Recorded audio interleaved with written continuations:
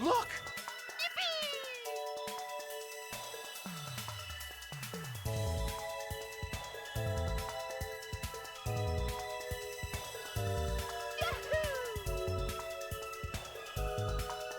Hello. Sean!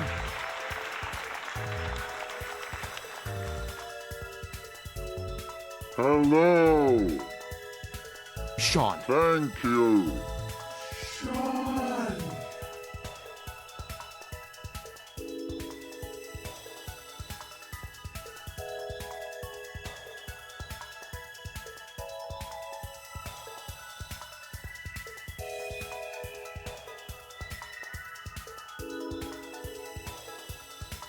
Sean.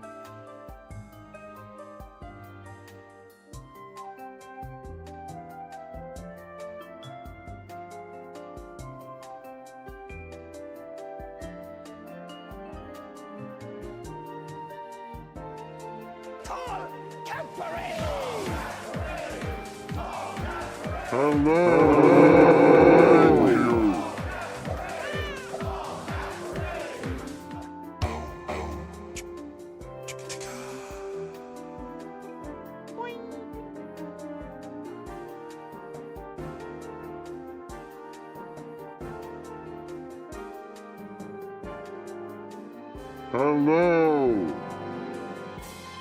Hello. Sean!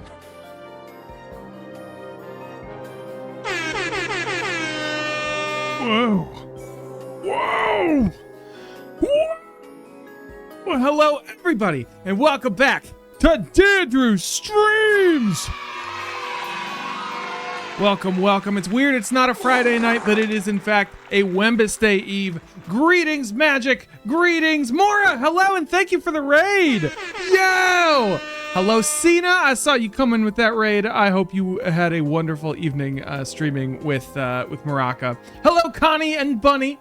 Hello, Connor as well. Let me catch up on some stream. I was making myself a little beverage. I made myself a cold toddy. I know. It's not as good as a hot toddy, but I did not have time to heat anything up. Also, a belated concrete. How you all doing? How's your Wednesday treating you? A cold toddy? I know. It's... okay. It is pretty yummy. You want some? Open up your mouth, chat. Open it up. Did you like that? Was that a good sip? Also, Bunny noticed that it's Crimbo season. That's why Goobity is wearing a hat. Chibi Dan's wearing a hat. I'm not wearing a hat because my hair looks nice today. But if you want me to wear a hat, you can make me wear a hat. You can absolutely do that. Oh yes, big shout out to Connor, who is wow, I was about to say who is going to be co-streaming with me. No, I'm co-streaming with Connor tomorrow, Saturday evening, 8 o'clock p.m. Central Standard Time. We're starting at 8, right? Psst, hey, we start at 8, right? I'm pretty sure that's the time. Give me toddy. Oh, hold on, you didn't get none toddy. Here, get in there. Sip.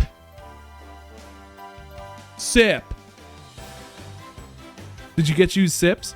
Saturday, tomorrow, December 11th at 8 o'clock p.m. Central Time. Bunny says, OMG, my stream is behind because me Wi-Fi is out again. Ooh, your Wi-Fi is out. That's horrible. Saturday or Thursday? Oh my God. I thought it was Friday because I'm streaming. Oh, that's so funny. Yes, it is, in fact, this Saturday, not the 11th. Dear God, not the 11th. This Saturday, the 13th. Saturday, December the 13th. We are going to be streaming. I am in Friday mode right now. Fun Employment has fried my brain. I literally do not know what day of the week it is. But I hope you guys are excited and do know what day of the week it is, because we're playing some more Duskpunk. I started playing this last week, and I'm really enjoying it. But before we get started, I do just want to goof a little bit with you guys, see how everybody's doing. I got a bottle I want to show you guys. Hold on a sec. Hold on. Oh yes, the Howl sweater and Civilization shirt, because Civ 7 is popping off, you guys. I don't know how many Civilization fans we've got in chat. I believe 0, but the game's popping off. They are really like moving and grooving with some new updates that everyone is enjoying. Yesterday, I thought it was Thursday for a moment, right? Hold on. I will be right back. I got to show you guys a bottle that I just picked up. But while I do, tell me how your weeks have been going so far. I'm curious to catch up.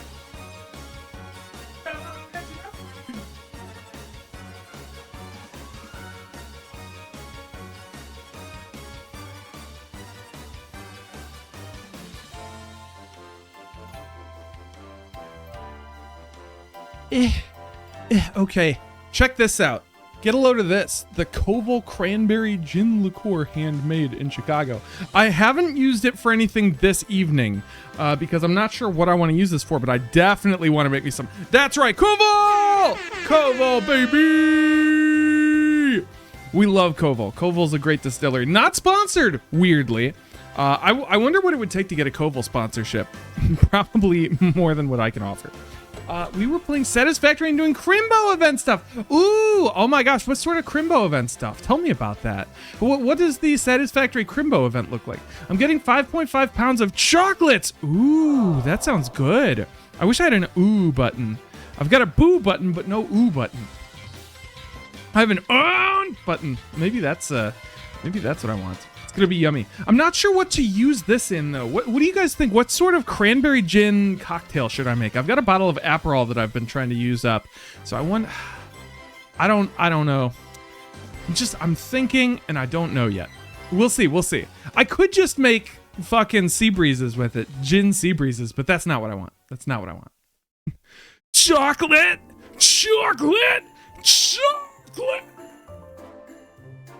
And Saturday. It's the Dallas Mower Expo! Oh, Sage! Sage, hello! Can we get a shout out for Sage? Purple Sage, how you doing? What have you been up to today? Oh, hey, Sage! I don't know if you were here for the announcement. I'm doing a co-stream with Connor, with this Connor guy on Saturday. This coming Saturday, December the 13th. I did have to check my calendar to double check because I thought it was Friday. It is not Friday, it is Wednesday. I'm streaming today because I can't stream Friday. Do you guys want to know why I can't stream Friday? Because it's a very good and fun reason. I think you're going to really like it. Struggling with asthma. Oh no. Oh, I had asthma when I was a kid. Apparently it's not uncommon for children to grow out of asthma. I don't know if we've had this conversation, but I used to carry an inhaler and I used to, whenever I did any kind of physical activity, get short of breath. It was, oh man, asthma's rough. I'm sorry to hear. I'll have to think about cranberry gin cocktails. Aperol with cranberry gin would be a weird combo. Right, but I don't know. The herbiness of the Aperol, I feel like, well, I don't know. I've only really had Aperol with, what have I had Aperol with? Aperol spritzes, really. It's just kind of it. That's right, motherfucker. Draw Steel! This Friday, I'm playing Draw Steel for the very first time.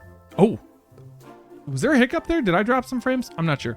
But I'm playing Draw Steel, MCDM's new RPG, relatively new. They've been out for a year, and they just funded their second Kickstarter. Oh, hey, they raised over $1.3 million in under 24 hours for their new Kickstarter, which is so exciting. I was checking that thing throughout the day yesterday, but I backed it. I'm going to be getting the new Encounters book that's coming out. Anywho, I'm running their introductory adventure, The Delian Tomb, which is specifically designed for new players and new directors, which is what they call their dungeon masters.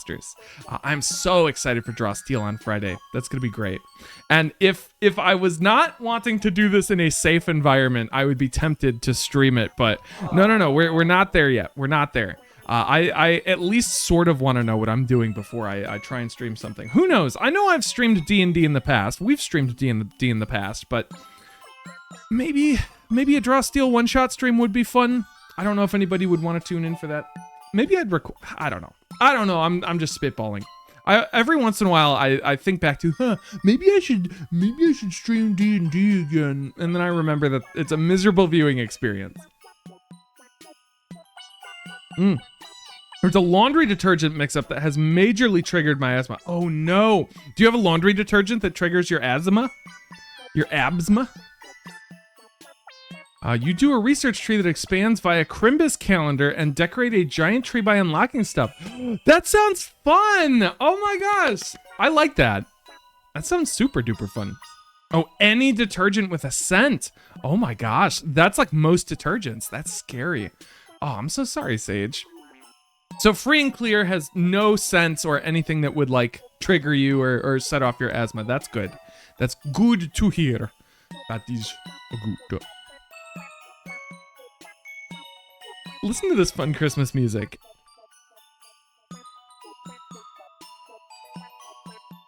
Accidentally got a hypoallergen scent, but still a scent. Okay, so even though it's hyperallergenic, it's still gonna set off your asthma, because it's not an allergy, it's asthma. I feel the laundry detergent thing, but it's my allergies. Ducky washed my clothes once and used the wrong detergent, and oh no! Hold on, have you considered the possibility that Ducky did it on purpose? I think this was Ducky trying to get back at you for something you did. I'm so sure this was on purpose. I'm kidding, by the way, but I'm so sure that this was on purpose. Not on purpose, but I'm positive Ducky did this on purpose. I use free and clear too. I get a bit rashy with scented detergents. I have never run into any problems with any detergents, which is lucky for me because like I am the worst when it comes to laundry. I don't really like, I know you're supposed to separate out your whites. Does anybody do that anymore? I don't really separate out my whites. I just kind of wash everything on cold. I do everything on tap cold. And unless it's like a wool sweater, unless we're talking like one of my sick cardies, I'm just throwing it in the dryer and nuking that thing until it's dry. I would microwave my clothes if I could, if that meant that they would be dry faster. I don't have the space in my apartment to hang dry anything. Does anybody anymore? Like, how do you even do it? I have to hang it up in the bathroom, and my roommate's like, Dandrew, your fucking clothes are in my shower. I want to get naked and wash my body, and I can't because of your dumb, stupid Howl sweater. I don't have enough whites to like do that. Honestly, me neither. Like, I've got a handful of white shirts. I would have to wear all of them in a given week for it to make sense for me to run a white load, you know? Too many knit clothes that I love. Same. I've shrunk too many sweatshirts. I've shrunk too many good sweatshirts. I do like towels in their own set. I do like running towels separately, like super bulky items. I'll run towels all together. I'll run blankets together. I've learned the hard way not to even try to wash down comforters. Like, I have to send those to a special washer. I have a down comforter that I love, but oh my God, is it such a pain to wash. It's so comfy. It's like the comfiest thing I've ever slept with, but ugh. Oh, this is my Howl sweater. See, it's Howl's Moving Castle. Look at that. Hold on, I should stand up. I should stand up. Oh. Oh. Oh. How was that? Was that good? Did you like? Did you like that? Now I have to get my butt comfortable again. You made me stand up. How could you? Run towels and blankets separate. Do wash my comforter. I've got dryer balls that I use for super bulky items. I'll sometimes use it if I'm doing a bunch of towels. Usually if I'm doing a comforter, I'll definitely use dryer balls. I have an allergy to something in a scent, which I found out because I wore my perfume and broke out in hives. No, what perfume was it? What's the flavor? What's it taste like? What's the flavor? What does it taste like? One of my favorite movies, second to Nausicaa. Oh, I do love Nausicaa. My favorite Miyazaki is Princess Mononoke. I love Princess Mononoke. But Howl's Moving Castle is definitely probably second place. I don't know. It's been a while since I've seen Nausicaa, so I think I'm overdue for a full rewatch of all of the Miyazaki movies so I can rate them appropriately, but I'm positive Mononoke is my number one. Yeah, oh man. The last time I saw it was the last time they had it in theaters. They've been doing a lot of Ghibli in theaters lately, which I really like. I'm really happy to see those movies on a big screen. Princess Mononoke, I always watch in Japanese with subtitles though, so it's jarring as hell when I watch it with like the English dubs. And sometimes at the theaters it's only English dubs. So, you know, beggars can't be choosers. Oh, here we go. Connie. Number 1, Spirited Away. Excellent choice. Number 2, Kiki's Delivery Service. Hey, there we go. And 3, Princess Mononoke. I agree with all of these. Kiki's Delivery Service is great. I always forget about Kiki. I always forget about Kiki's Delivery Service, which is a huge disservice because Kiki's Delivery Service is easily in my top 5. Avon Green Haiku gives me rashes and the hives. Oh my God, don't use.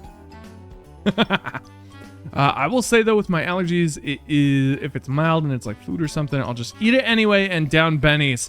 Oh yeah, yum yum yum bennies. Eat up all the Benadryls. Mononoke is also very good. The recent one, The Boy and the Heron, is great. Might be up there once I watch it a few more times. I really like The Boy and the Heron. And I like that, you know, he leaned into like the weirdness towards the end, but it was a little too weird for me. I felt like it got a little too metaphorical, and I couldn't really track the metaphor at the end, but I really enjoyed the movie. It was very good. I didn't see it in English, though. I do want to see The Boy and the Heron in English so that I can listen to Robert Pattinson just going unhinged with his heron voice. Princess Mononoke haunted me for years. I saw it randomly on TV one night when I was young and could remember bits of it, but not enough to like remember what movie. Well, in college, one roommate I had said, "Hey, you should watch my fave Studio Ghibli," and it was explosive because I was like, "OMG, this is the one." I love that feeling of being like, "Whoa, I remember seeing this. Holy fuck." That was me with holy shit. What did I watch? I think it was either Read or Die or Escaflowne that I saw on like in a stupor, in a trance state at 3:00 in the morning on Adult Swim when I was a kid.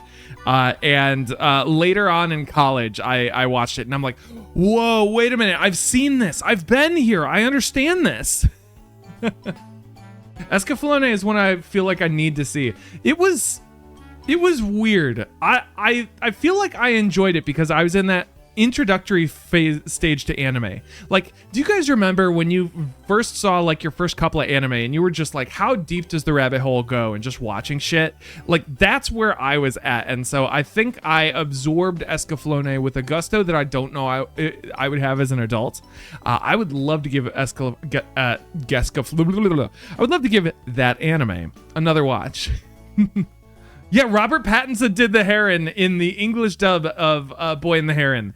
It is insane, and I would love to see like footage of him going wild doing this. I learned something new in the world of voice acting that I wasn't aware of. So I'm rewatching the Star Wars sequels with my roommate because I feel like it's time for me to give it another shot and like try and form a better opinion of them now that it is, you know, we're past them being cool. So what I didn't know was that Ben Schwartz did voiced lines for BB-8. When they were doing the sound design for BB-8's Beeps and Boops, they brought in Ben Schwartz to read lines for him so that they could like get the inflection right and make it seem like his boops were really like a person talking. That is fascinating to me. I had no idea, so I'm like, wow, Ben Schwartz is in Star Wars and Sonic. One of the few people to do both. Are there any other actors who've done both Star Wars and Sonic?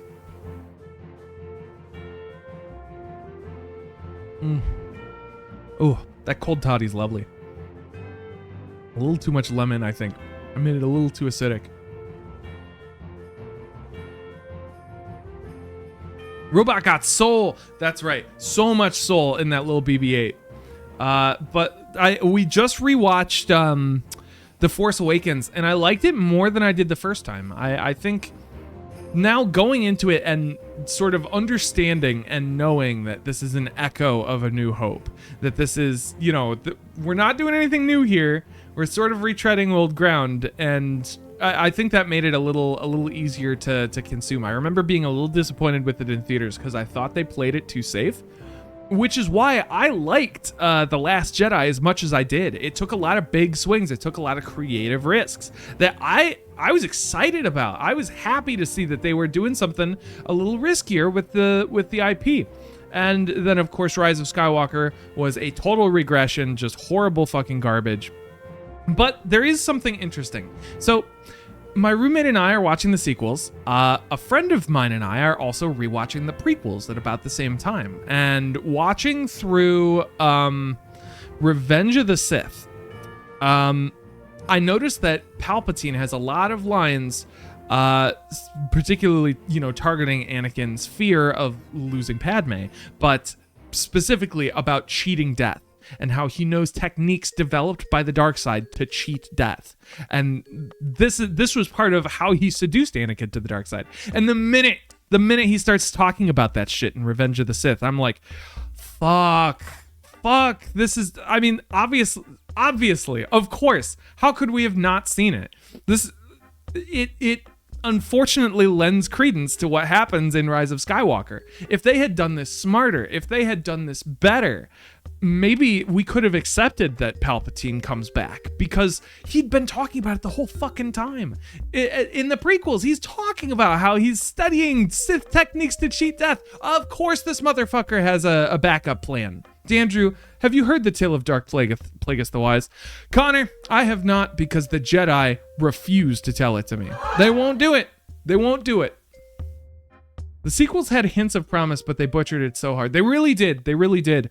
And honestly, The Force Awakens was good. It was fine. I had a good time with it. It was all right.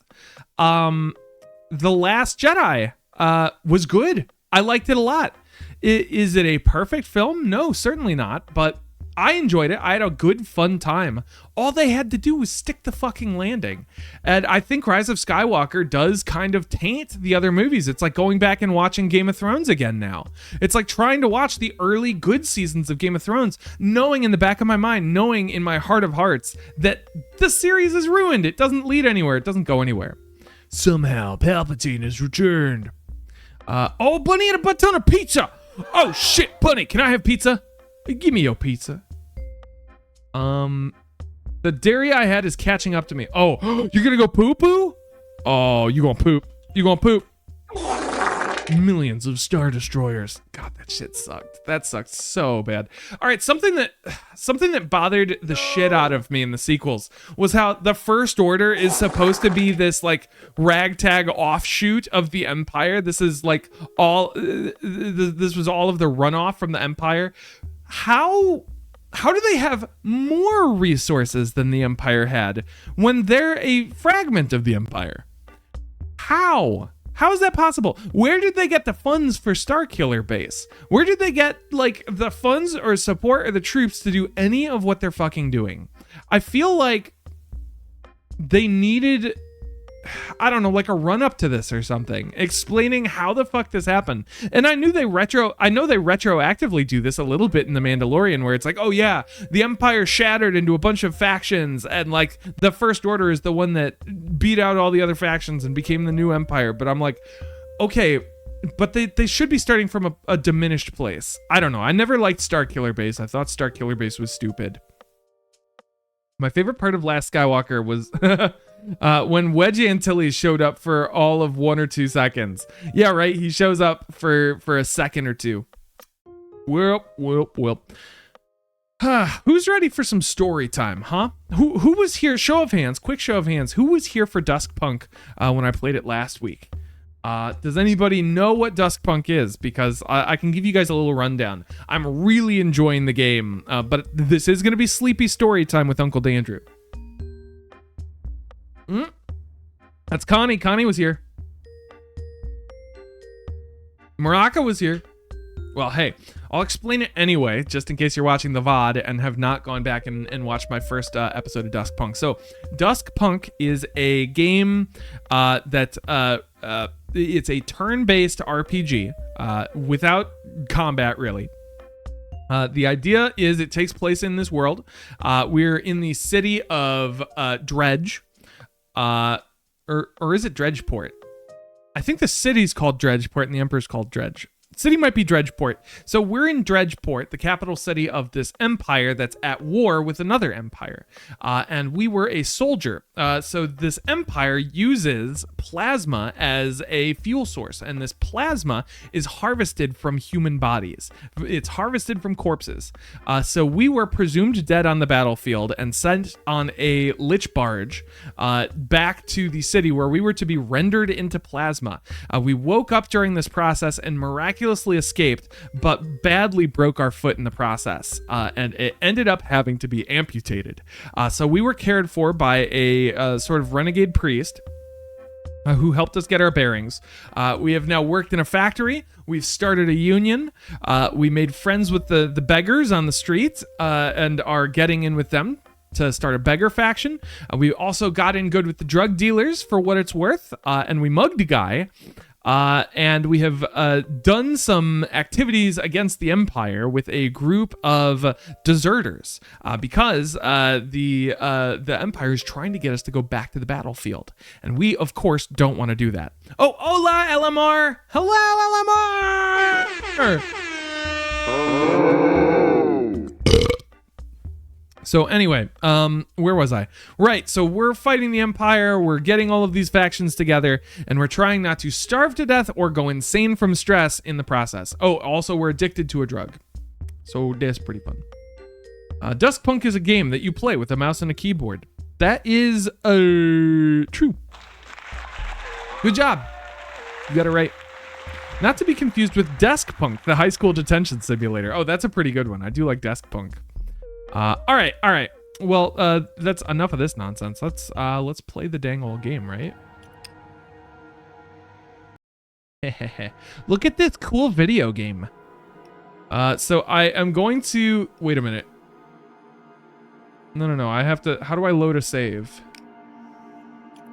I started a new save file. Oh wait, here we go. Continue. All right, there we go. So we've got Donvers down here. So I played ahead a little bit, but I am going to play private random.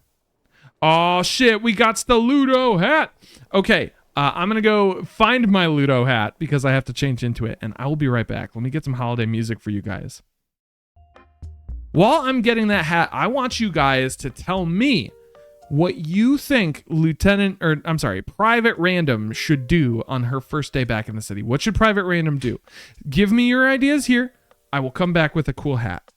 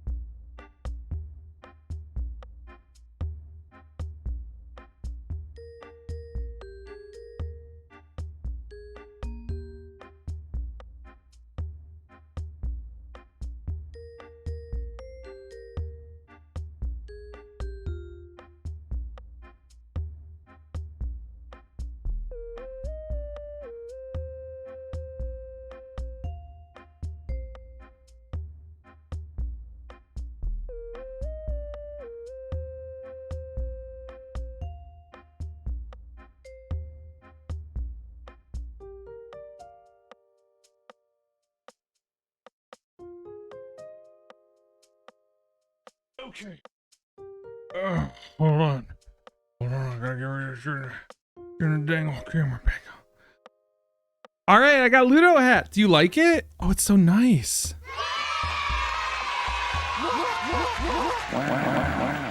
Wow. Pretty nice Ludo hat, if I do say so myself.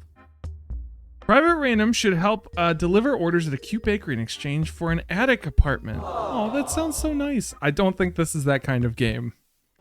I don't think we're going to get the happy ending we're looking at. So we're trying to craft or gain a tip-off. What were we doing here? What's going on? We want to befriend Zai, join the Lich Dealers, join the Revolutionaries, acquire tip-off. We do want to join the Revolutionaries or acquire a device. So I guess we're trying to acquire a tip-off. For the time being. Damn, Zai is super busy. So we need 8 Rumers to create a tip-off. 8 Rumers. Oh, and we've got a growth point that we can spend. If we want to straight up grow something. If we want to grow. You can sell parts and devices at the Arclight. Ooh. Or Tinkerer. When you're working, the world seems a little quieter. When creating a part or device, a total success has a 50% chance of reducing stress. Oh, that kind of rules. Holy fuck.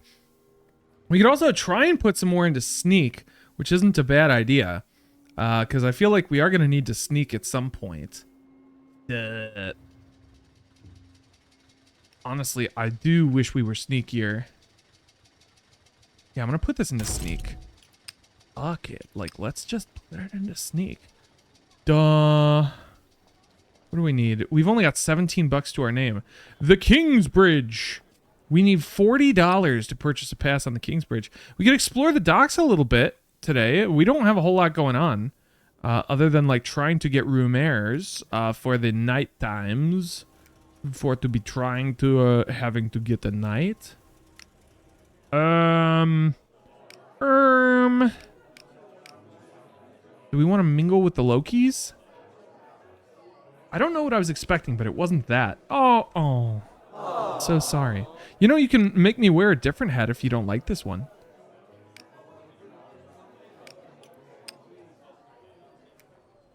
Yeah, let's explore the docks, because we've, like, explored 0% of the old docks.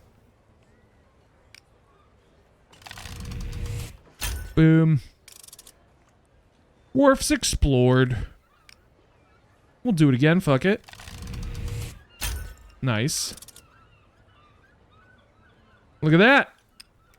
So we've got warehouses, wharf, lichport, and military docks all ready for us to go. And we've got a new little event over here that we can click on. What's this business? Hello? You come upon a small hill, a stone's throw from the river. A small shrine sits atop it. As you watch, a figure trudges up the hill and kneels at the shrine. Let's watch the figure. Figure's hunched over and they're back to you, but you could swear they take something from the shrine and pocket it. The figure gets up and hurries away. Let's inspect the shrine. You head toward the shrine. It's in the form of a narrow miniature house. Inside is a statue of the father. It's made of granite, pitted by rain. It looks centuries old. There's no sign or plaque. Another figure begins to climb the hill. Excuse me. Aye, can I help you, friend? What's the shrine used for?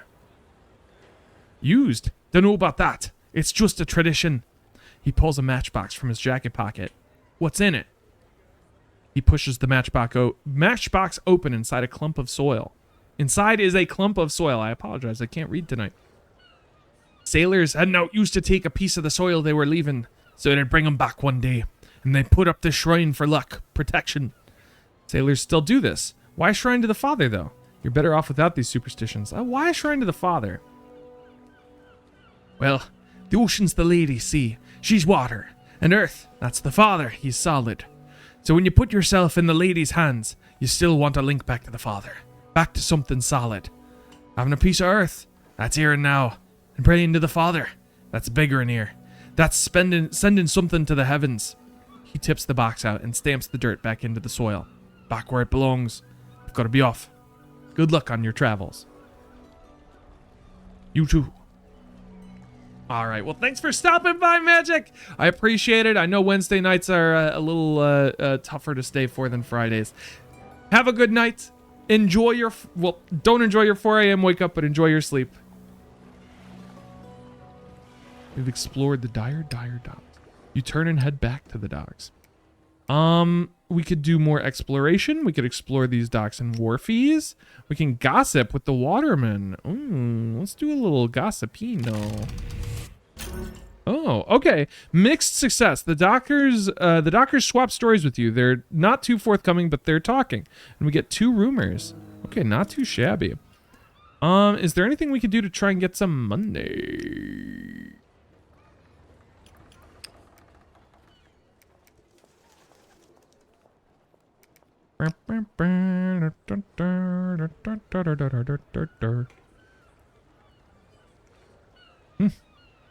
Money.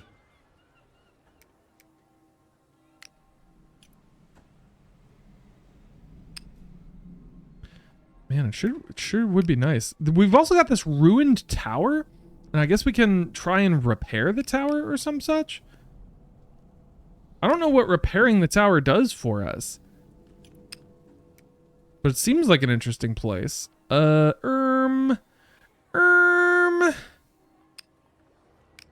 I do want to explore the streets. I feel like just exploring more of the city is a fun thing.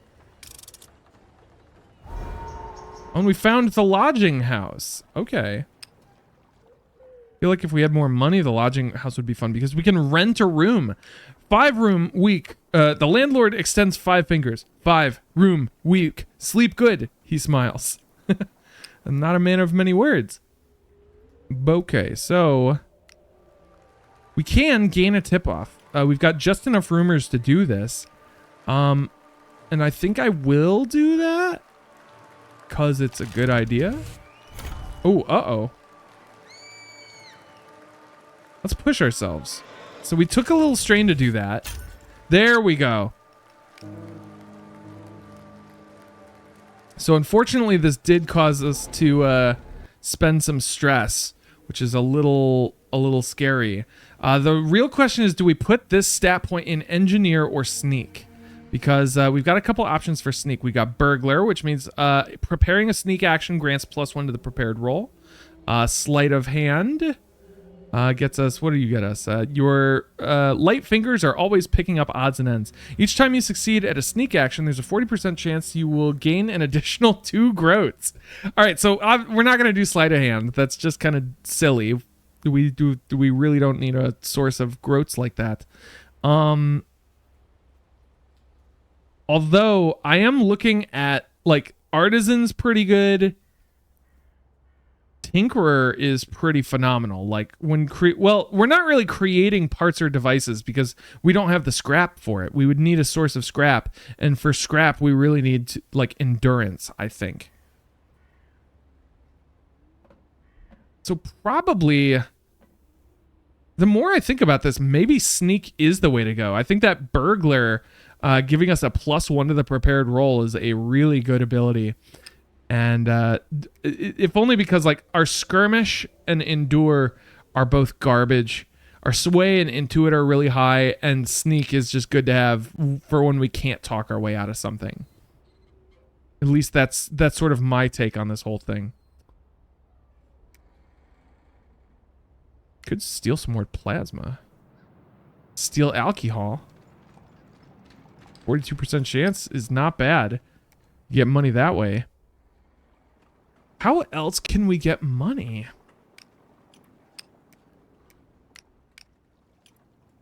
There's all sorts of crazy stuff we can do around here.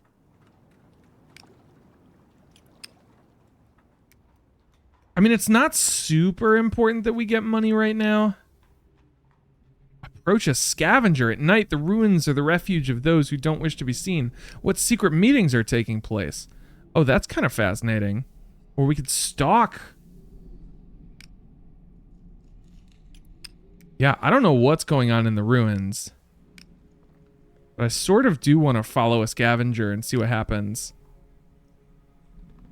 Yeah, screw it. Let's try it.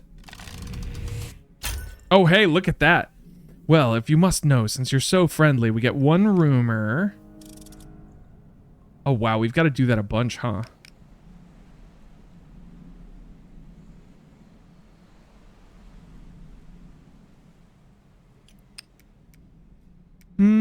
Is there anything else we can do in the middle of the night? Oh, we could just do more exploring while we sort of wait. There we go. Oh, damn, we found a bunch of shit. Okay. Well, I should have just done that first. Look at this. We've got the arsenal. We've got the Docklands Bridge.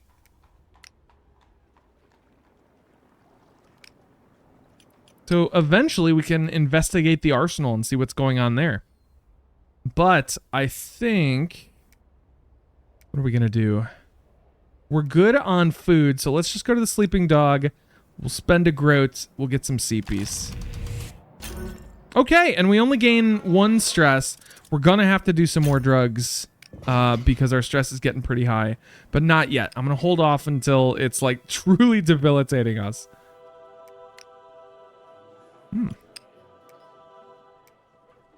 Oh, a ruined palace. Hold on, let's see what this is all about. All right, guys, let's see what this is. You come to a large structure. The ruins sprawl in every direction.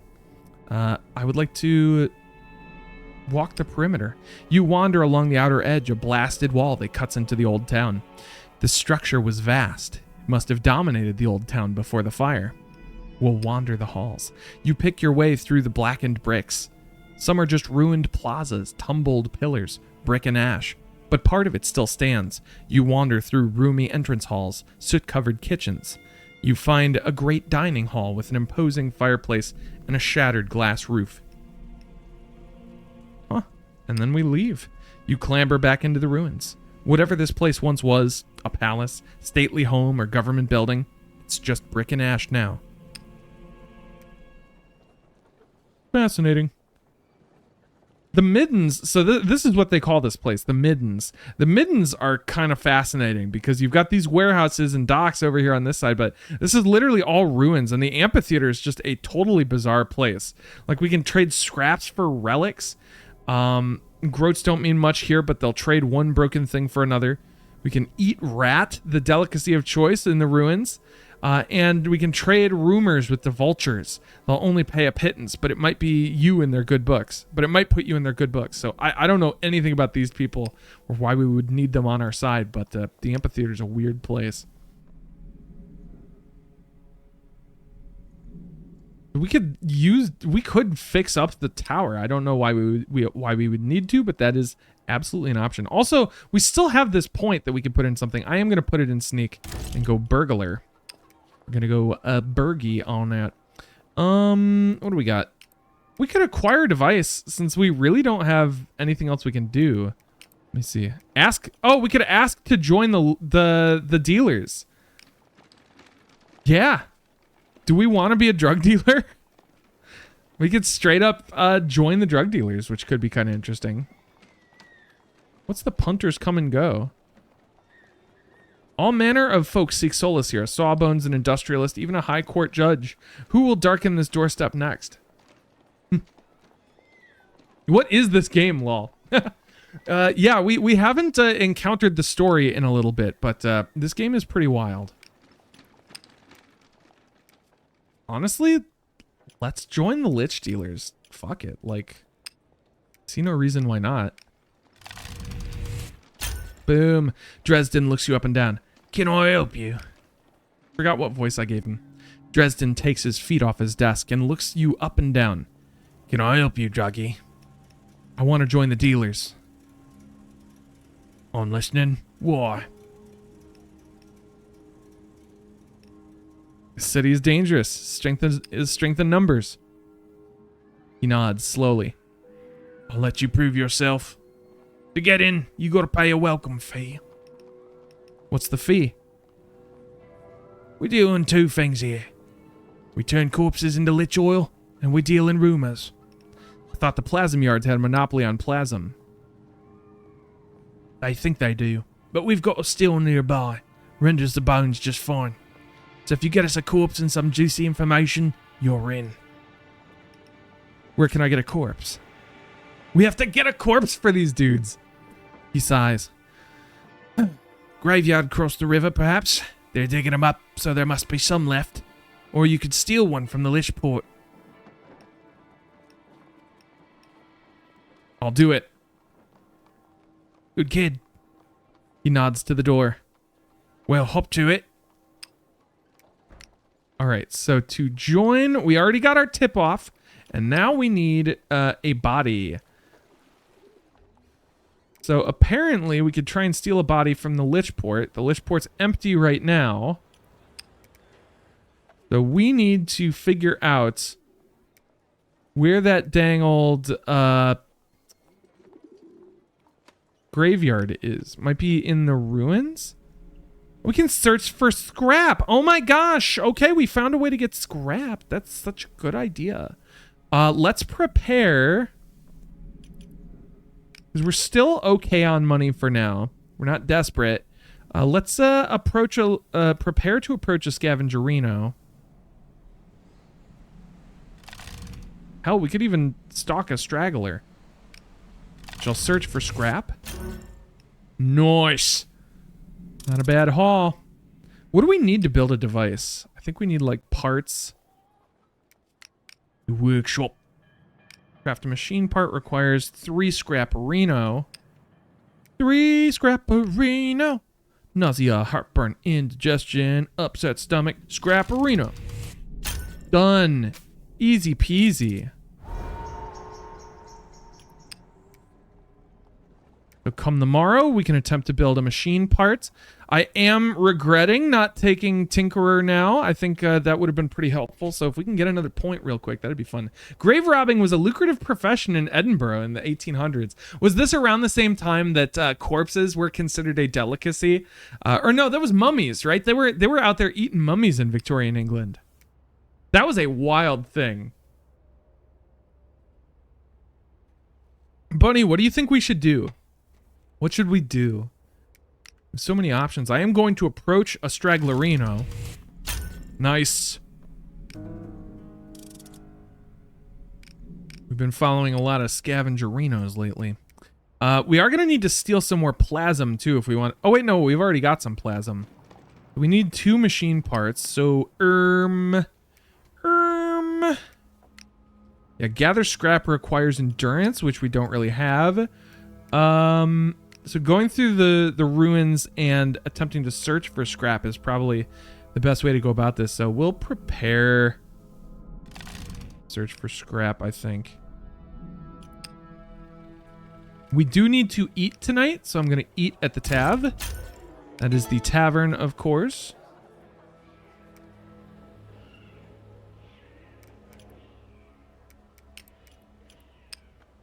We do need a corpse. So right now, Lichport is empty.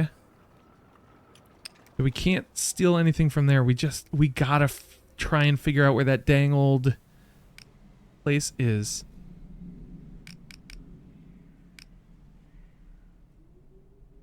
I'm gonna try to approach a scavenger. Nice! Oh. There was a 17% chance of that. That was pretty unlikely. Alright, let's try it again. Ah, shit. Oh, okay, so he just drops a hint about his business. They're heading deeper into the ruins. Were your instincts solid? Was this the best person to follow? So eventually, after we sleep, we can follow them some more. Ooh, bad night. 2 stress from nightmares. So yeah, basically, you guys see how this works. Each night, when we sleep, there's a chance that we get 2 stress, there's a chance that we get 1 stress, and there's a much smaller chance that we reduce stress by 1 and regain 1 health. Our stress keeps going up, and if our stress maxes, we get wounded, and that's bad. We really don't want to get wounded. We've got energy, which is gotten by eating food, which costs money. And then we've got our health over here on the side, which is actually a little low. And at some point, we're going to need to do something about that. But that is basically how the game works. And we've got our various clocks. We've got day and night cycles. And certain locations have different locks. Lich barge unloading. Ooh, okay. So we can plan a theft.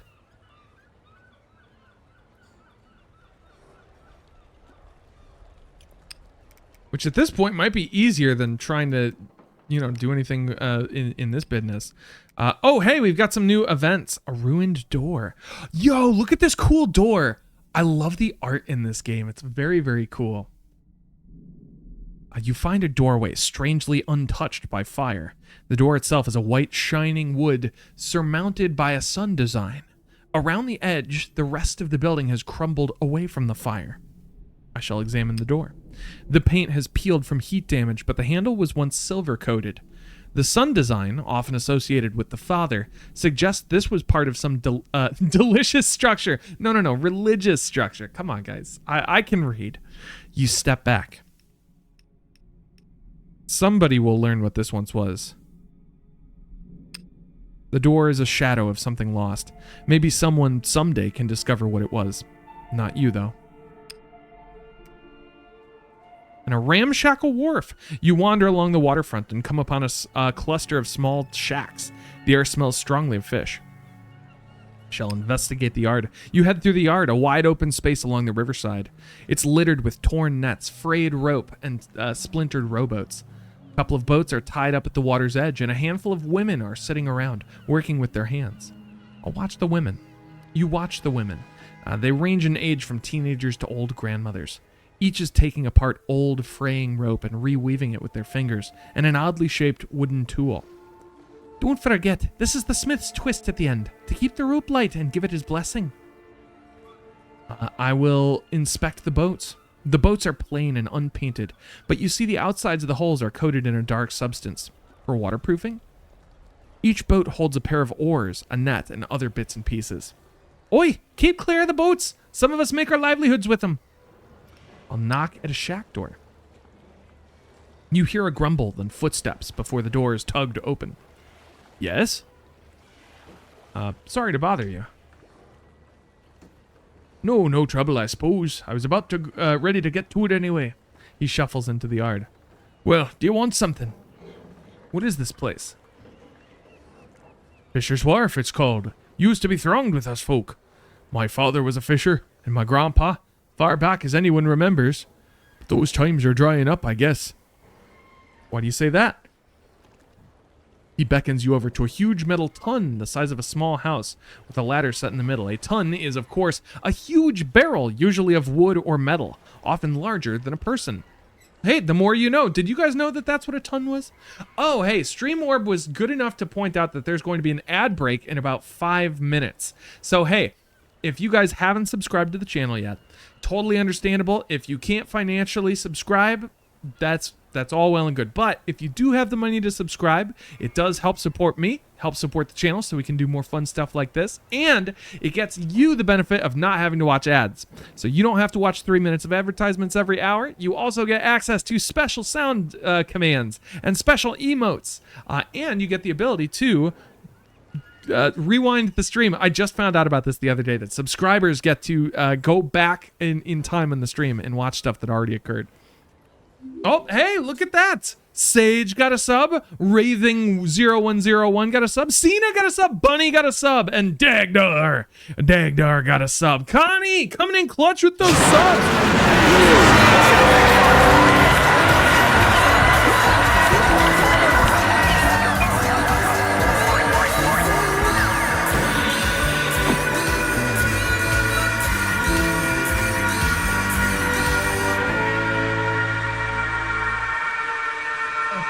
Oh my gosh, what is my hair doing right now? This is insane.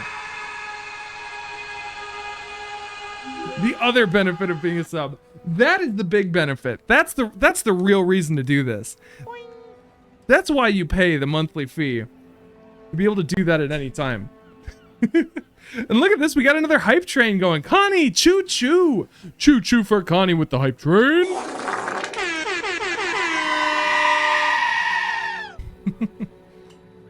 Anywho, we're taking a peek up the ladder. So you climb the ladder and take a peek into the tun. The stench of rotting fish, brutally salty and sickeningly sweet, blasts your nostrils. You gag. The tun is half filled with a decomposing mass of fish flesh. Scales, fins, and eyes peek up at you from the rotting slurry. We'll climb back down. It's the plasmic runoff, see? They just dump it in the river. It kills the fish? Makes them inedible. If you eat them, makes you sick. Sometimes you catch one still alive. That's a day when you eat, thank the smith. How long have you lived like this? Things were hard when I was a lad. The big ships competing with us. But since the plasma yards came, it's been nigh impossible. He sighs like his soul's escaping, then heads towards a boat moored at the water's edge. Well, stranger, I'd best be off. Maybe there's some life in the dredge yet. Thanks for the chat. He nods, steps expertly into the boat, and rows out into the flow. You turn from the wharf back to the city. Very interesting. So the fish are getting killed by the plasm yards. Oh yeah, because the water's flowing out this way. The plasm yards flow out that way. That is fascinating. A big one's close by. That's right. A big mutated fish is close by. So we need to do something to get us a dang old dead body. I feel like perhaps this is the way. So it looks like our chances are about the same no matter what. We can watch the port, but this is a dangerous action. We can study the ship. This is not a dangerous action.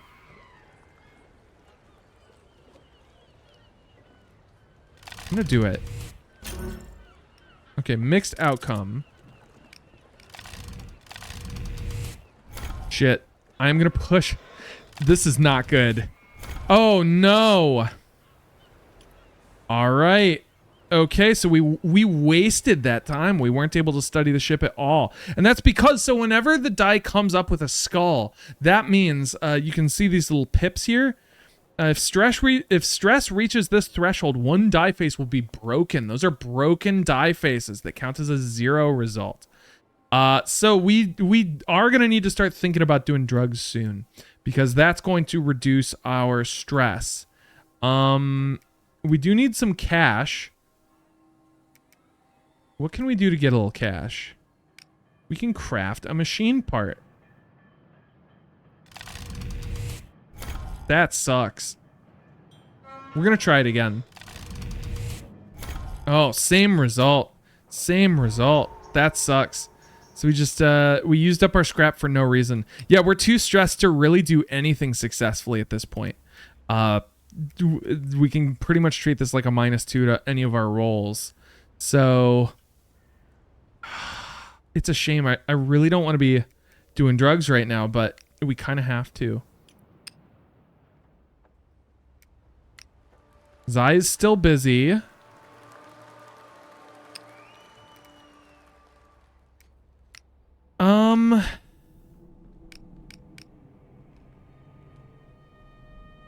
We've pretty much got a 1 in 3. Yeah, I think we gotta do some Druga. Oh God, we don't even have any drugs. No, this is so bad. We don't have money for drugs. We can't. We literally can't. Okay, there we go. Nice, we got lucky. You tail the scavengers as they pick their way deeper into the ruins. The jumbled stones form a maze. You doubt you could find your way back, but they seem to know the route by heart. Out, hype train! Hype train, what? All right, open up that hype train chest. Let's see what we got. Oh, this is a cute one. Oh my gosh. Oh, Connie got a T1. Oh, this is so cute. I love these. Okay. Another fungus emo. It's like it knows. It's like it knows.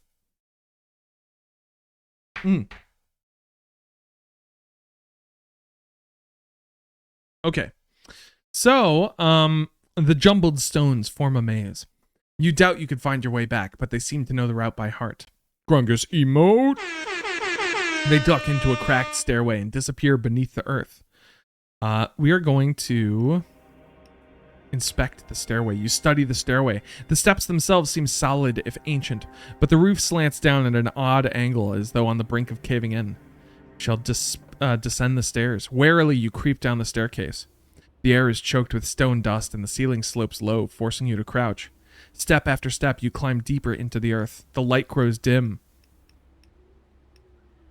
Oh, look for a light source. You fumble along the wall and find an alcove with something inside. Inside, you find a flint and tinder and a wooden torch soaked in alcohol. You fumble with the flint, but you can't get it to light. Who would even use this? Haven't they heard of matches or a plasm lamp? As you try to strike the flint again, the torch flips out of your hands and clatters down the stairs. We'll feel our way forward. Gingerly, you creep forward, placing each step carefully. Keeping one hand on the wall, you descend step by careful step. You almost trip on the torch, but you're able to carefully edge around it.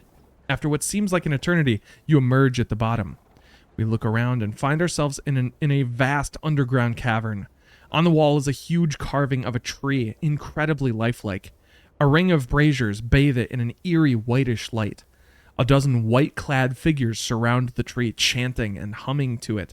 Look at that art, that's gorgeous. Oh my gosh. Very cool tree. This reminds you of something you read once. You try to recall what this reminds you of, something you read about years ago.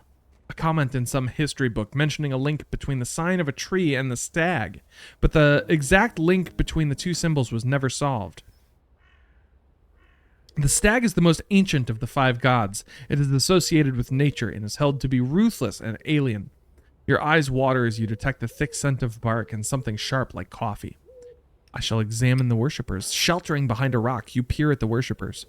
They are dressed in white robes with red tassels. Each wears an animal skull over their face. As the skulls whirl, you see them as living animals. The worshippers chant louder, stamping their feet and rhythmically slapping their chests. I shall listen to the chants. You listen to the sound of the worshippers chanting. Upon us, surge our blood, random. They said our name. The hums and chanting rise to a fever pitch. A figure emerges from the cleft at the tree's base, a white form with a stag's skull. Each step lands like the thunder of a drum. For a moment, you aren't sure whether it's human or animal. Then you see clearly that it is fully animal. A great white stag, antlers brushing the rock. The lights flare. For a moment, you see the tree alive and swaying, spreading immense branches across an ancient sky. Hello, Ducky Plucky and Raiders! Welcome, everybody! You came at a strange time. We are about to be maybe sacrificed by this strange cult. Holy shit. Hello, Ducky. Everybody, go follow Ducky Plucky. Ducky was playing Jump Scare Manor, Spooky's Jump Scare Manor with Zeph and with Squishy and some other folks. I was hanging out in their chat for a bit. Oh, nothing I do.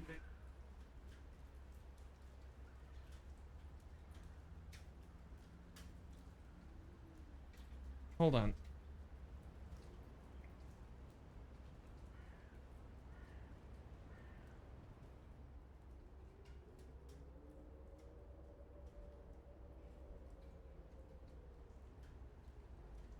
Nah, nothing I do works. I just need more space. I need a larger streaming space. Because I need a bigger light or to hang something from the ceiling, and I can't do that here. Or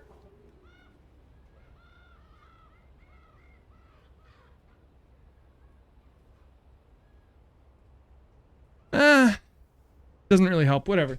Thank you. I hope you're having a good stream. Yes, we're having a blast. I don't know. I can't speak for you guys. Are we having a blast? We've lost a lot of viewers since I began this stream, so I don't think this is everybody's cup of tea. But I'm having fun. Hey, Connie's having fun. There we go.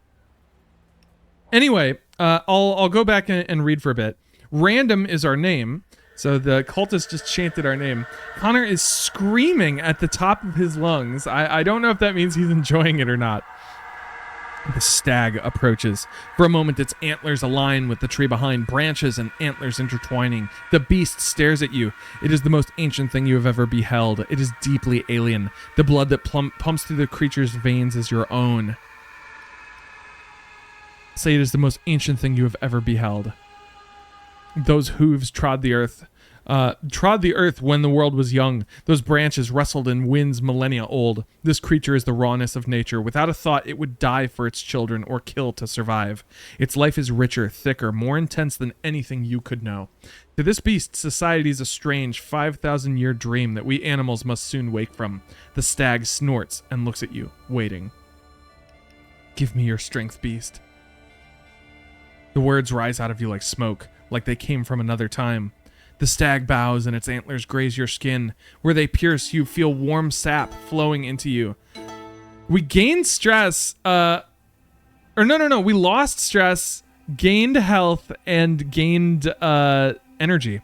It feels like warm sunlight in your veins. You close your eyes. You hear branches rustle in the wind above you. You breathe slowly in and out. The wind turns cold. You shiver and open your eyes. You find yourself amongst the ruins. How much time has passed? You wonder how much time has passed. Looking at the sky, it seems you were underground less than an hour. Slowly, you rise to your feet. Something tinkles around your neck. Some kind of amulet made of silver and antlers. You breathe deeply and take in the ruins around you. The blood pumping in your ears feels like the oldest thing in the world. And we received finery, the trappings of the rich, pearls, silk, or jewels. Can be sold in the sewers or in the grand exchange for a worthy sum. Well, that was a little weird. That was a little crazy, right? Its life is richer. It's up for interpretation. Put in your annotations and have a long chat. Yes, we must discover what the meaning of this is. Okay, so we still haven't found where the goddamn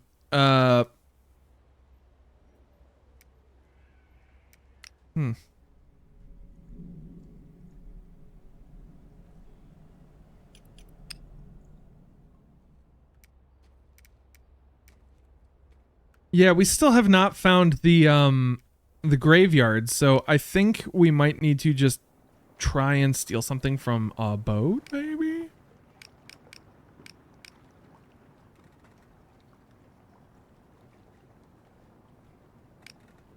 Yeah, we gotta make sure this works, so I'm gonna study the ship. There we go. I'll try it again. Hopefully. No, come on now.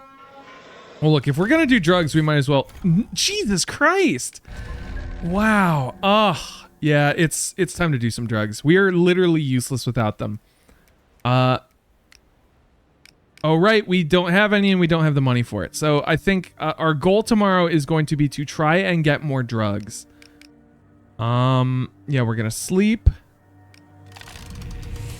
Jesus.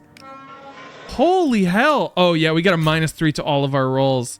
This is so bad. Well, it's not a flat -3, but it just means that 3 die faces are now dead for us. We can't roll a 1, a 2, or a 3. All right, before we do anything, let's try and get some quests. So Zai needs help with something. So this is our buddy Zai. She's an engineer. She looked like that. We got a stag jackson. You drop into the Arclight to check on Zai's progress. Good timing, friend. I've almost finished. Want to see? See what? Without a word, she leads you out to the back and across the square to a disused building. The hall stretches away in front of you, brick, dust, and hundreds of workstations, all silent now. She leads you to a large cast iron machine resting in the middle of an empty patch of floor. Was that the stove? I just needed the shell. Stripped it down, put in what I needed. You step closer. The stove's oven has been reinforced and lined with thick coiled metal. On top of where a kettle might be placed to heat water sits a mechanical lathe. It's almost ready. She smacks it affectionately. Pah, pah. This bad boy can fit so many chalupas. But I'm gonna need another tank of plasm. I'm all tied up here, would you mind? Do you have a source? Head to the plasm yards. We've got an agreement with the energy men. They run the yards, see? If they get some machinists to do some work, we get paid in plasm. They should be alright with us buying a bit extra. Should? If you ask nicely. She drops a small leather purse in your hands. That should cover it. Keep the change. Little does she know, we've already got a jar of plasm.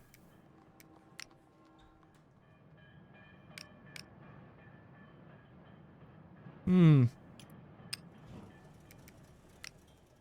just gonna give it to her. There we go. You head into the back room. Zai looks up, sees your tank of plasm and beams. Fantastic. She wipes her hand on a rag, grabs the tank, and slots it into a niche on the stove's side. It slides home with a thunk.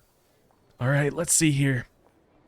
She runs her flesh and blood hand over the stove's surface, walking circles around it. She dons her goggles, opens the oven door, and peeks inside.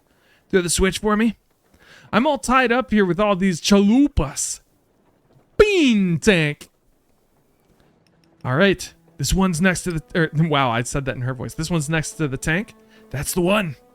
You throw it. The oven glows red suddenly, crackling with heat. There's a whoosh. Zai rocks back, laughing. Her face is covered in soot. Whew! That'll do it. What is this thing? Ready's what it is. She wipes a damp rag over her dirty face, which mostly just smears the dirt around more. This thing, she jerks a thumb towards the stove device, is a forge. The oven's superheated, can melt iron. The lathes for machining. So you used your workshop to make another smaller workshop.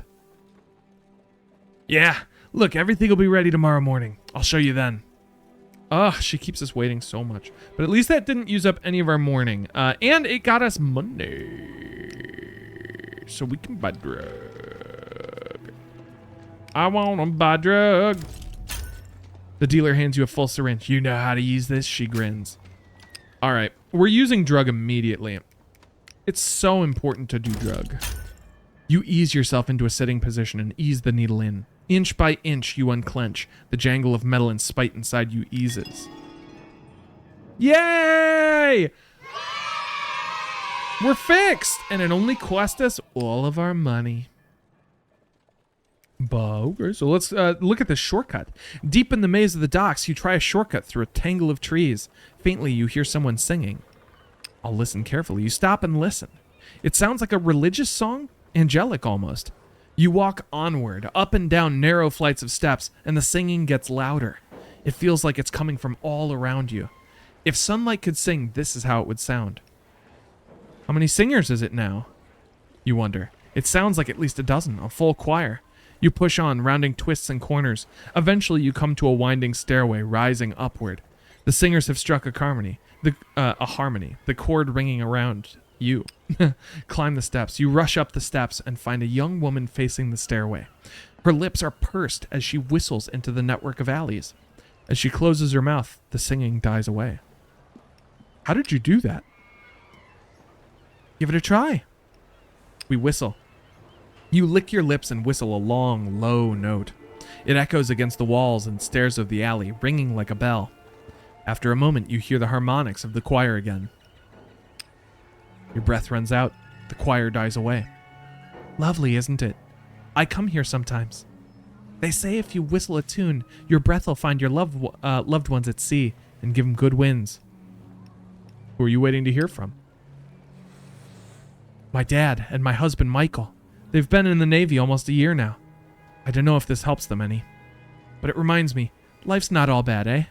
She smiles and has a touch of sadness.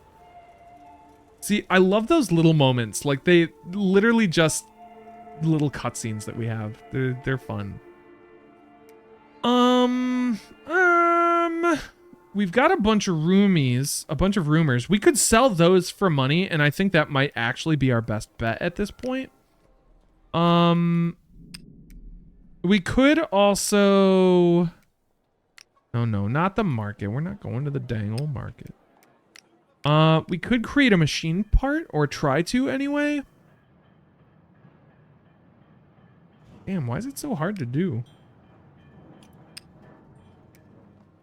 We can also sell shit in the sewers, because we've got, I think, 2 finery.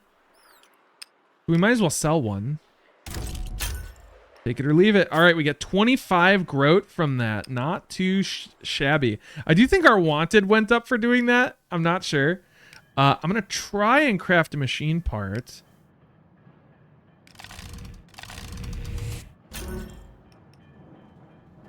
Oh, wow. Our mixed result was 1 machine part. I wonder if, like, a full, like, success would be 2 machine parts. That would be pretty crazy. Pretty crazy indeed. See what's going on the boat. Oh, baby, what's going on the boat?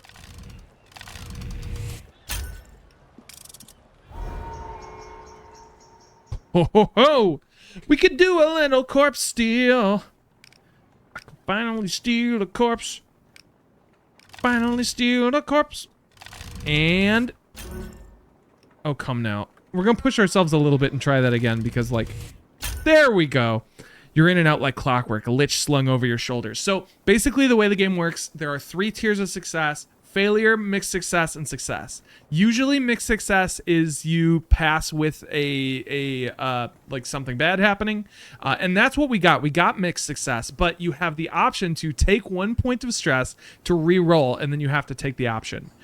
Take whatever the new result is. And I thought, okay, our odds of success were high enough that I feel confident we could do this again. It was a risk, but a calculated risk. Now we got a dead body. An unexpected face. Passing the drug den, you do a double take. Oh, it's Markov! Holy shit! You won't sell to me? Not on your life. If the Orions see me serving you, they won't send me another drop. Get out of here! Markov shuffles away. I'm gonna study Markov. You study Markov. His face is lined with worry and something else. There's no sign of the unstoppable firebrand. Markov looks up and starts. Random. How unexpected. Markov, you don't need to pretend. Yes, the drugs do remove our broken die faces. So they not only reduce our stress, but they remove those broken die faces. So it increases the odds of us getting a favorable outcome. Oh, interesting. Nice. Markov invoked the stag. For a moment, he wavers. Gods above. I don't owe you an explanation. He slumps against the wall and stumbles into a sitting position. Stag's teeth. I can help, Markov. Gasping, he runs his hands through his hair. If only I could think. Rest a little. Random, help me. Back to the tavern. Yeah, you heave his arm onto your shoulder and head to the tavern. Your muscles strain. This is using valuable energy. And we heave him all the way to the tavern. Panting, you practically drag Markov through the tavern doorway. He slumps into an armchair. Thank you, Random. His breathing calms. Like it or not, my body needs solace. I hate its weakness, but there it is. I'm no use to the movement in such a state. So obviously, Markov is part of the Revolutionaries faction. You should know exactly who this is just by the way he looks, by his character design. But he's basically like a communist agitator. Let's see. Yeah, I'm going to say, I'll get what you need. He closes his eyes and gasps with relief. He tugs a pouch from his jacket. This will cover it, plus somewhat extra for your trouble. 70 groat, hot damn. He presses the pouch into your hands. Once you have it, find me in the tavern. Help me help us all. So, I could buy him money, but, now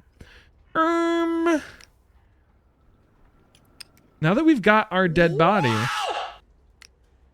Big wow. We're going to join the gang real quick. We're going to join the gang. Dresden catches your eye. You got something for me? You share the tapestry of rumors you've pieced together. Good. And the lich, which of course means ancient word for a corpse. The body's out back. Lads, he catches the eye of two strong-looking thugs. Put it in the back room. As the two lumber away, he crosses his arms and studies you. Good to have you with us, you mean bastard. He grins. So I'm in? You're in, but you gotta understand one thing. The lich dealers count on loyalty. You even think about screwing us, and we'll bleed you. You consider a new aim to earn the lich dealer's trust. I won't. Oh no. Alright, come here. He leads you into the mortuary room at the back. A corpse lies on the table. The same corpse you just delivered. What is this? Just something I'll tell all the new lads. This body's empty.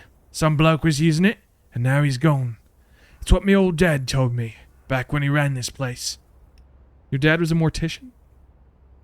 Also, Mora has surprise pizza from Z's dad!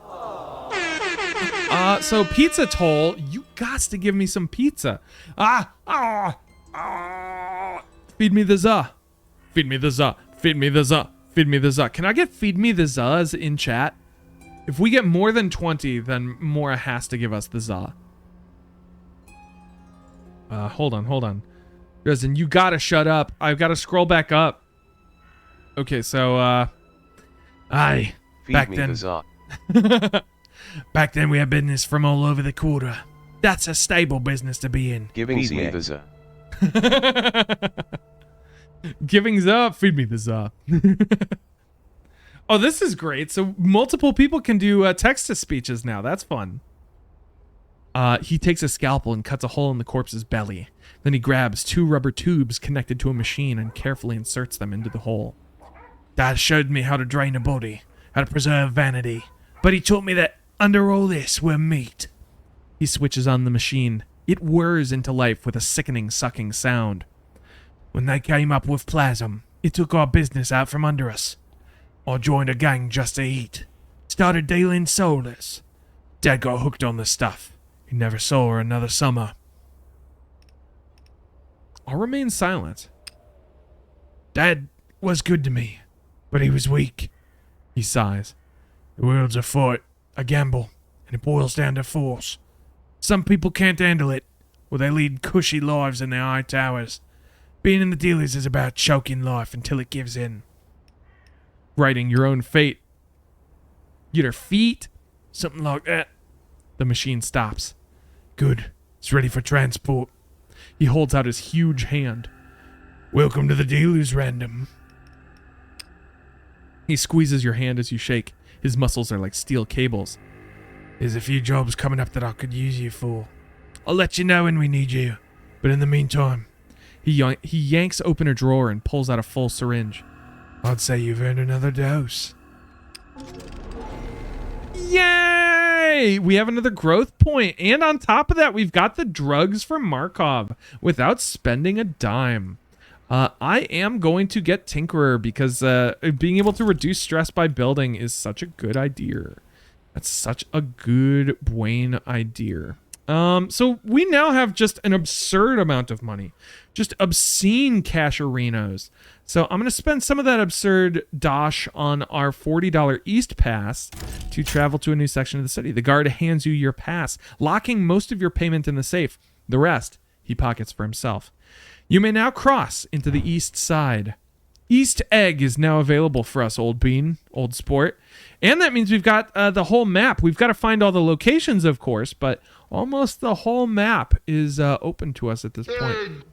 We got to figure out what our next goal is. Earn the Lich Dealer's trust is wait for your first job. We got to return to the Arclight to befriend Zai.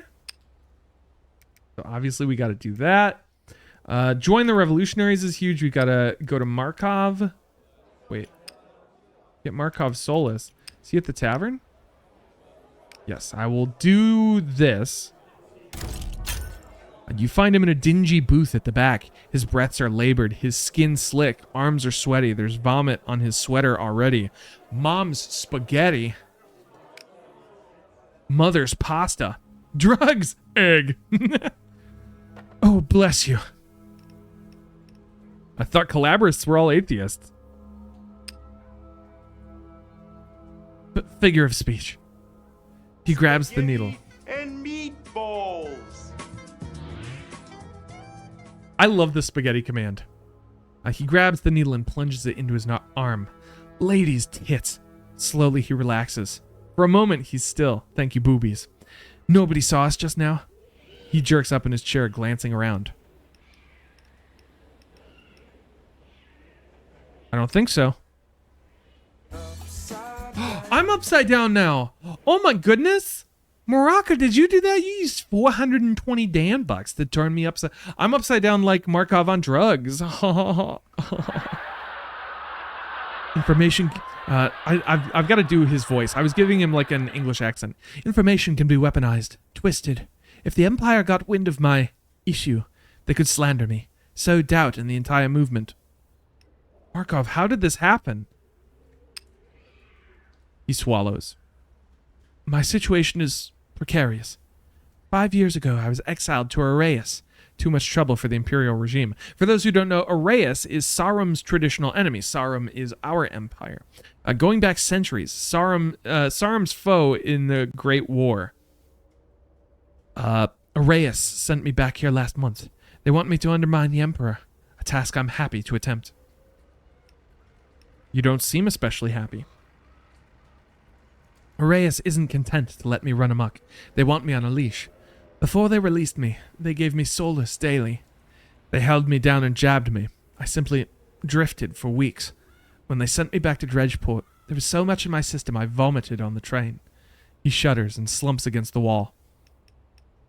What were they trying to do? They want to keep me dependent. Do you know where solace comes from? Flowers, I think. All solace comes from the Orayan poppy fields. Incidentally, this war is a godsend for Orayan profiteers. Demand for their product has never been higher. But my problem is more specific. The Orayan secret police have me hooked on the drug. Arraius controls the solace black market. Nobody will sell to me. They want to make you look like a druggie. They want to keep you on a short leash. They want blackmail material on you in case your revolution succeeds. I'm going to say they want to keep you on a short leash. They gave me a dealer, Orayan. He dictates where I may go, what I may do. If I disobey, he cuts me off. That's quite the dilemma. My medical situation's bad enough, but if the Empire gets wind of this, it could undermine the whole movement. How does slandering you undermine the revolutionaries? You're a victim, people will understand, better to keep quiet about it. In that case, you'll have to pay me to keep quiet. No. Better to keep quiet about it, I think. Or how does slandering you undermine the revolutionaries? He stares at you. Druggy firebrand undermines imperial civilization, is paid in solus. The headlines write themselves. Better to keep quiet about it, I think. He nods. My thoughts exactly. This is a sideshow, anyway. The real decider will be the mood of the masses. He rubs his arm and stands. You have my thanks, friend. I'm ready to get back in the fight. Come find us at the firebrand in the docks. We'll make a revolutionary of you yet. Oh, I think we're already there. Okay. Let's go back to the arc light. Zai's Forge. Okay. We gotta wait for Zai's Forge to pay off. What else can we do? Explore the Firebrand Club.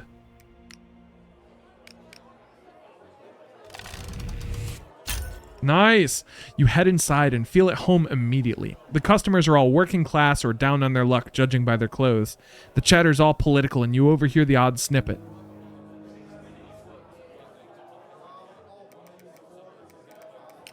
Just wait for Markov to arrive at the Firebrand. All right.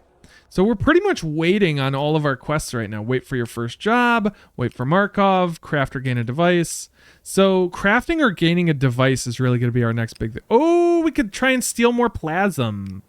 We've got an 83% chance. That's pretty good. I'll take that risk. Bram. Easy peasy. You slip through the shadows. Release the tap and watch the plasm flow. So we installed a plasm tap last time that was pretty fun. Do you guys remember when I installed the plasm tap? Was you there?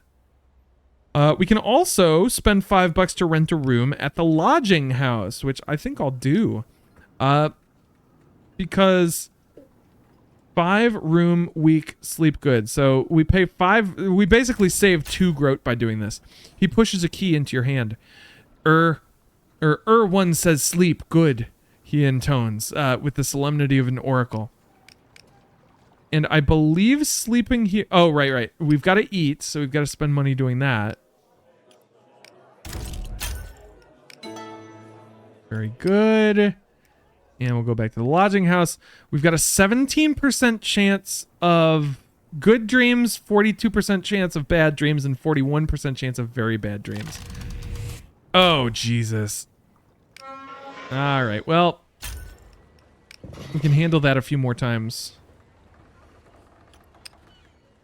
Oh, here we go. Cutscene time.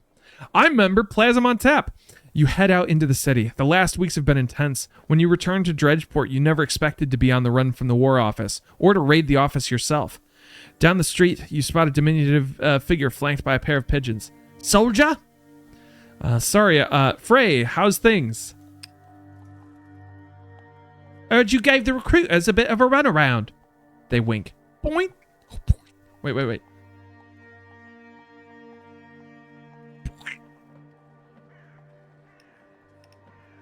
What else have you heard? That you gave them a headache to boot. Word on the street is the recruiters are missing some documents. There wouldn't happen to be any juicy secrets in there, would there?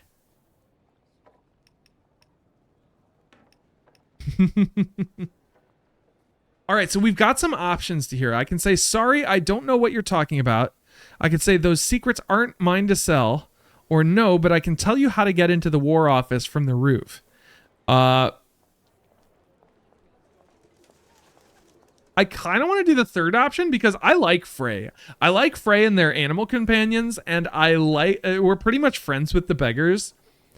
Do you think we should say no, but I can tell you how to get into the War Office from the roof? I think that might be the most fun. Hey, better to tap than to scoop, am I right? Am I right, bros? Yeah, I'm gonna do it. Their eyes widen with anticipation. Don't play coy now. Or wait, no, I was giving them a Kuno voice. Also, Connor, I don't think you were here last time, but this is Kuno. This is Kuno S. Kuno Frey. Don't play coy now. You describe the route to the War Office rooftop, the balcony entrance, and the guard routes you and the other draft dodgers memorized. Frey whistles. What does Kuno care? You lot did your homework on this one. Well, one secret for another. They lean in and whisper the latest word on the street. You're not sure who half the people mentioned are, but it's all useful to somebody. They grin. See ya, soldier. Scavenger guide ya. Oh, right, it's Kuno and Marco fused together. So it's Marcuno. Marcuno. What does Marcuno care? Oh, wow, a bunch of stuff just popped in today. We can report to Dolores and the Forge in action. Let's go to Forge in action. Pushing open the factory door, you find the hall full of children. Some are playing, some are reading. People dancing, people smiling. A man selling ice cream. Singing Italian songs. Any Chicago fans out there? No? Okay. Some are playing, some are reading. Can you dig it? Yes, I can. Quite something, isn't it? She grins. What are these children doing here? Got nowhere else to go. Parents are out working. They can't stay home. They need groats to eat, but they hate to leave the little ones. What about the stove forge? That's for our special customers. She leads you to a separate room, a converted storage room to judge by the plain walls. Half a dozen children are gathered around the forge. An adult machinist is finishing off some kind of machine part. As you watch, they finish, and hold it up so the children can see. This is a machinist school too? Yeah, but there's a reason these kids are here. Look. Or there's a reason these kids are here. You take another look. Each child has some kind of injury, missing an arm or hand, leg or foot. One girl has a nasty scar across her cheek and is missing an ear. When the family needs to eat, sometimes the whole family has to go to work to pitch in. It doesn't end well. Here we can make prostheses for them, like your new foot. It's not the same, but it's a damn sight more than what they get out there. I thought I'd show them how these things are made and let them get a bit creative with it. This is brilliant. Teaching and looking after them at the same time. She smiles. Thanks. You helped, actually. Zai heads back to the main hall, shaking her head. We used your leftover scrap for some of the forge. And that plasm you brought is powering the thing. You helped lift my people up a little. I'm grateful for your help, Random. Truly.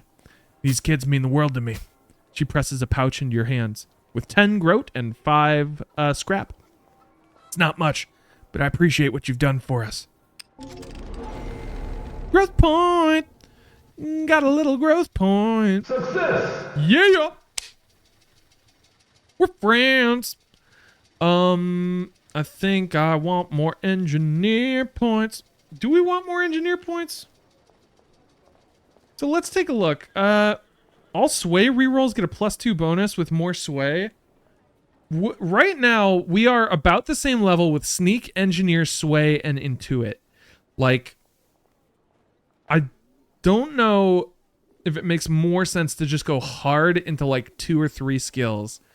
I feel like a lot of these have been really helpful for us. I'm going to hold on to this until we have to make another check, I feel like. But Fast Talker is really helpful. Artisan isn't bad because we can sell parts and devices, but we've got so many ways to make money right now. I think we're okay. Being able to... so Anxious means that failure previews are visible for all actions, even those you've not yet seen. That is pretty good.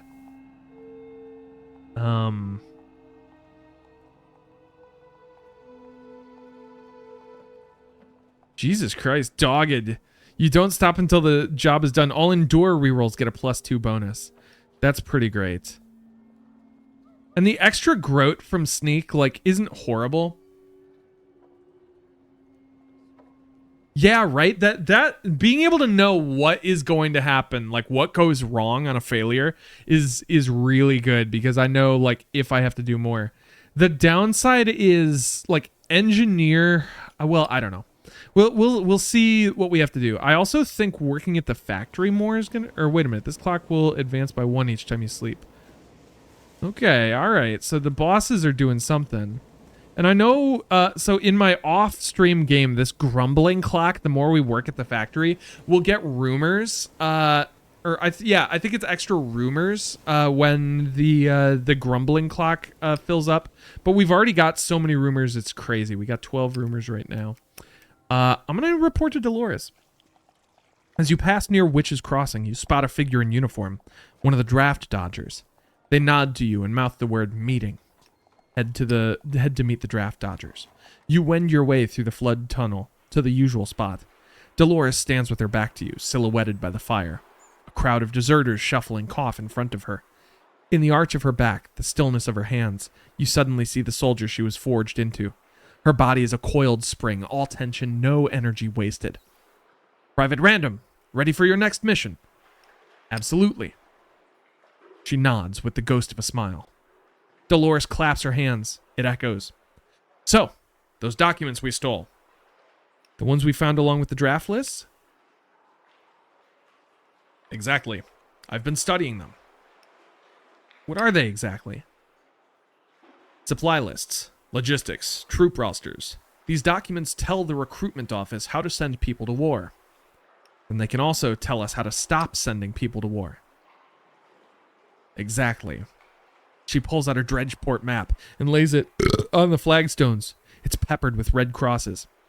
I've marked key points across the city. Each of us will sabotage one or more. For a few minutes, she points out everyone's assignments. Private Random, your targets are the army docks and the city arsenal across the river. What do I need to do exactly? If you target a ship, scuttle it. If it's a depot, steal as much as you can. Otherwise, blow it up. We need as much chaos as possible. If they're spread too thin cleaning up our mess, they'll be off balance. This is going to be difficult. Or no, yes, sir. But won't this sabotage the whole war effort? I mean, that's the point. Why these targets? Everyone's targets are critical to the war machine. She turns to you.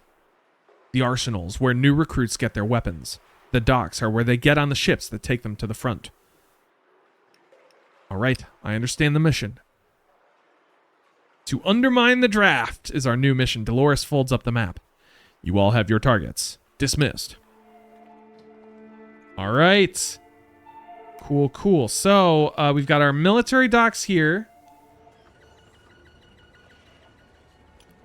And we've got the arsenal here.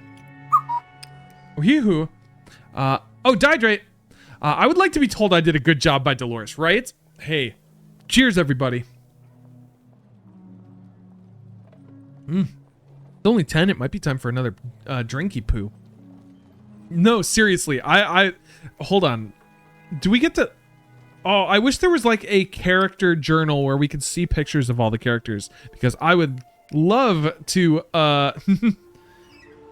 get a little bit stepped on by Dolores. So I'm going to track this.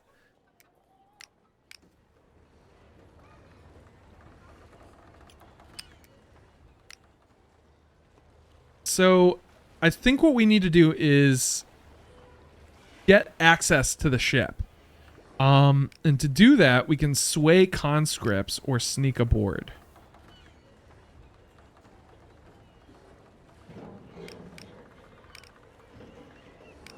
We've got about equal odds of doing both.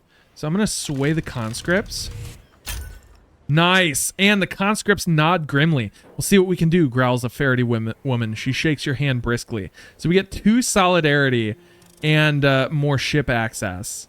We have the option to do this at night as well. So I'm going to prepare one for the evening time. And is there something we can do during the day? We can investigate this building. But we can do that at night as well. What else can we do during the day here that can get us closer to one of our goals, maybe? Well, sabotage troops, rob the arsenal. Oh, right. We also want to acquire a device. Oh, there's a 17% chance. Yeesh McGeesh. All right.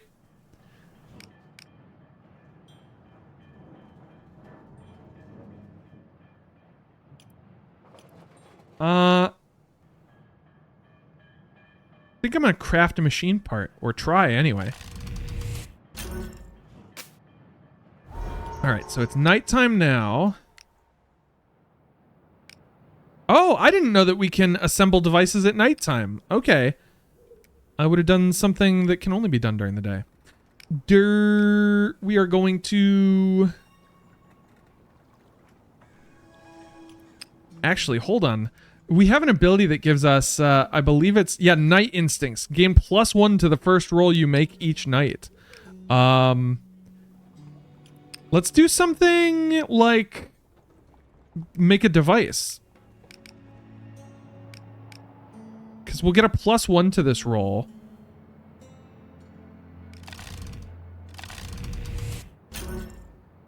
All right, we got us a device. Which means another growth point for us. That's huge. So we're sitting on 2 growth points right here. Might just wait till we have 3. I love that you can prep in the day for something at night. Yeah, that's huge. Like you can literally plan out like the next 2 days. So you can prepare for things well in advance. It's very, very neat. So we're going to sway some conscripts. I'm going to push myself because we can get a better result on that. There we go. Because that solidarity is going to add up over time. We really want that solidarity. I am going to investigate this building. We got an 83% chance. Easy peasy. Trucks enter and leave laden with weapons. This arsenal must supply a number of army bases. Guards wander back and forth.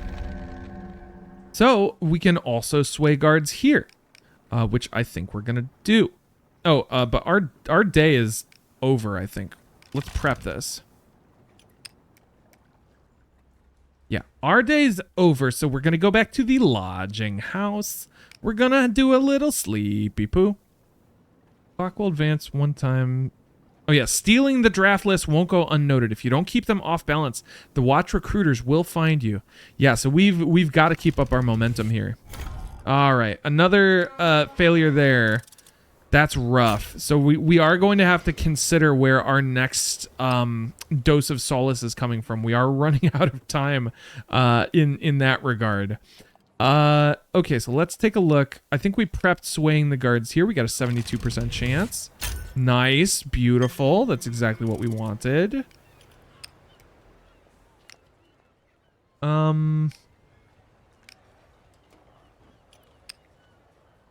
God, is there anything else we can do during the day here? What can we do? We can search. We don't need scrap. Scavenge under wreckage. This place used to be the center of the empire. You might find something old or fancy. Endure. Oh, so we might find like a relic or something in there. What else could we do that could be helpful to us? So the market has different stuff during the day and at night. During the day, we can sell antiquities, ambergris, and tools. At night, we can sell spirits, wine, and plasm. Oh, we could explore more of the east side. But honestly, I just think doing more of this is good for us. Let's prepare to sway some conscripts. Nice. Beautiful. All right, we've got ship access. And with our, we can plant a bomb, which will not advance time. We could also scuttle the ship. Perhaps with your engineering knowledge, you can figure out how to scuttle the vessel. Or we could just use the bomb that we made. Should we blow up a ship? I think that might be fun. I feel like we should do that at night. I'm going to prepare to sway the guards, I think.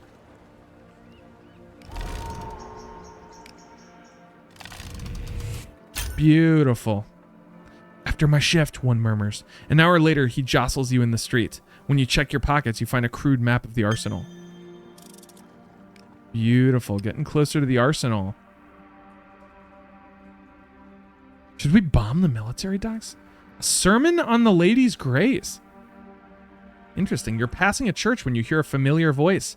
Brothers and sisters, despair not, for the lady weeps for us all. We're going to listen. And when we're held to her bosom, those tears wash us clean. Watcher, help! 2 burly men carrying a stretcher barrel passed, rushing into the church. They lay the stretcher down beside the altar. A woman rushes behind them, weeping. Help him, brother, please! Regic bends down to inspect the stretcher. A gaunt body lays on it. Its head moves and it raises its arm. This man's soul lies in jeopardy. I need a volunteer to perform last rites. We will offer to help. You rush inside. What do you need? Take his hand. You too, Mrs. Betty. The man's hand is emaciated. The skin is red and flaking, and the nails look infected.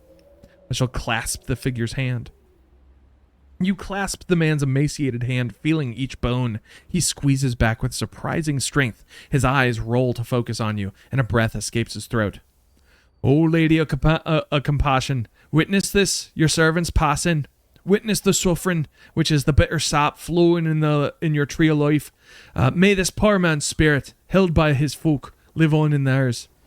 He lays his rain chalice on the floor, then unstoppers his sacred flask, pouring a mouthful of water into the bowl. The last thing that passes his lips shall be your tears, dropped from heaven, your most precious gift. Regic picks up the bowl and holds it out to the man, but the figure is no longer moving.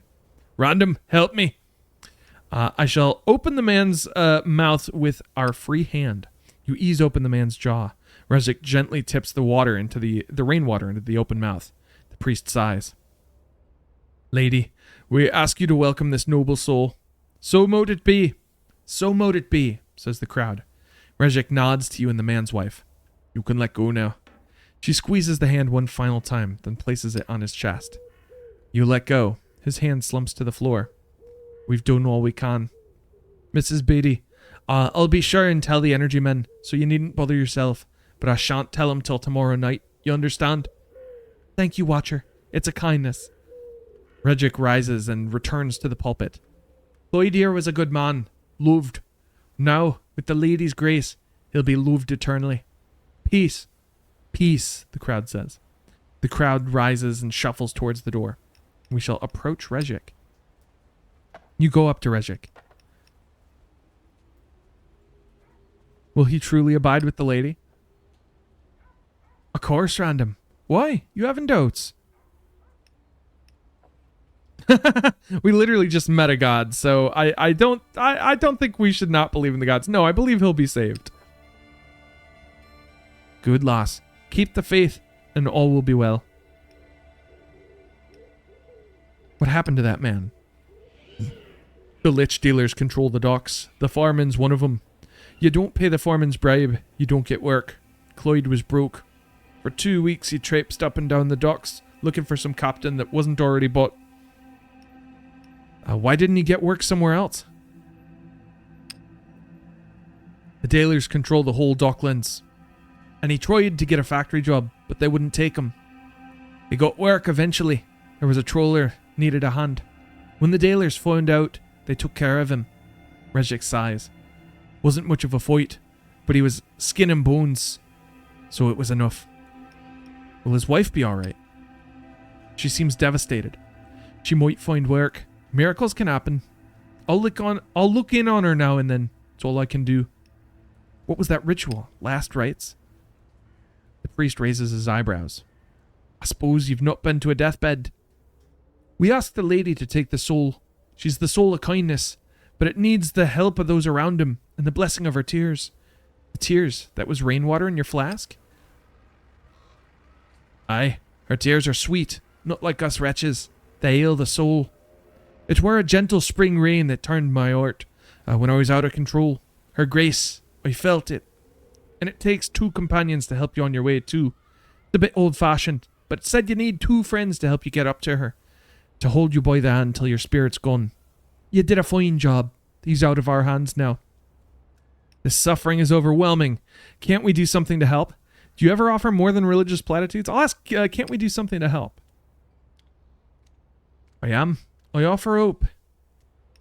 More than hope. Something practical. He nods sagely. Would you like to help these people? I would. I have an idea about that, but it's a difficult thing. Ting. Thing versus ting. Let me pray on it. For now, go in peace. Peace, brother. You leave the church, your metal foot echoing on the flagstones. Alright, so we got something cooking with him.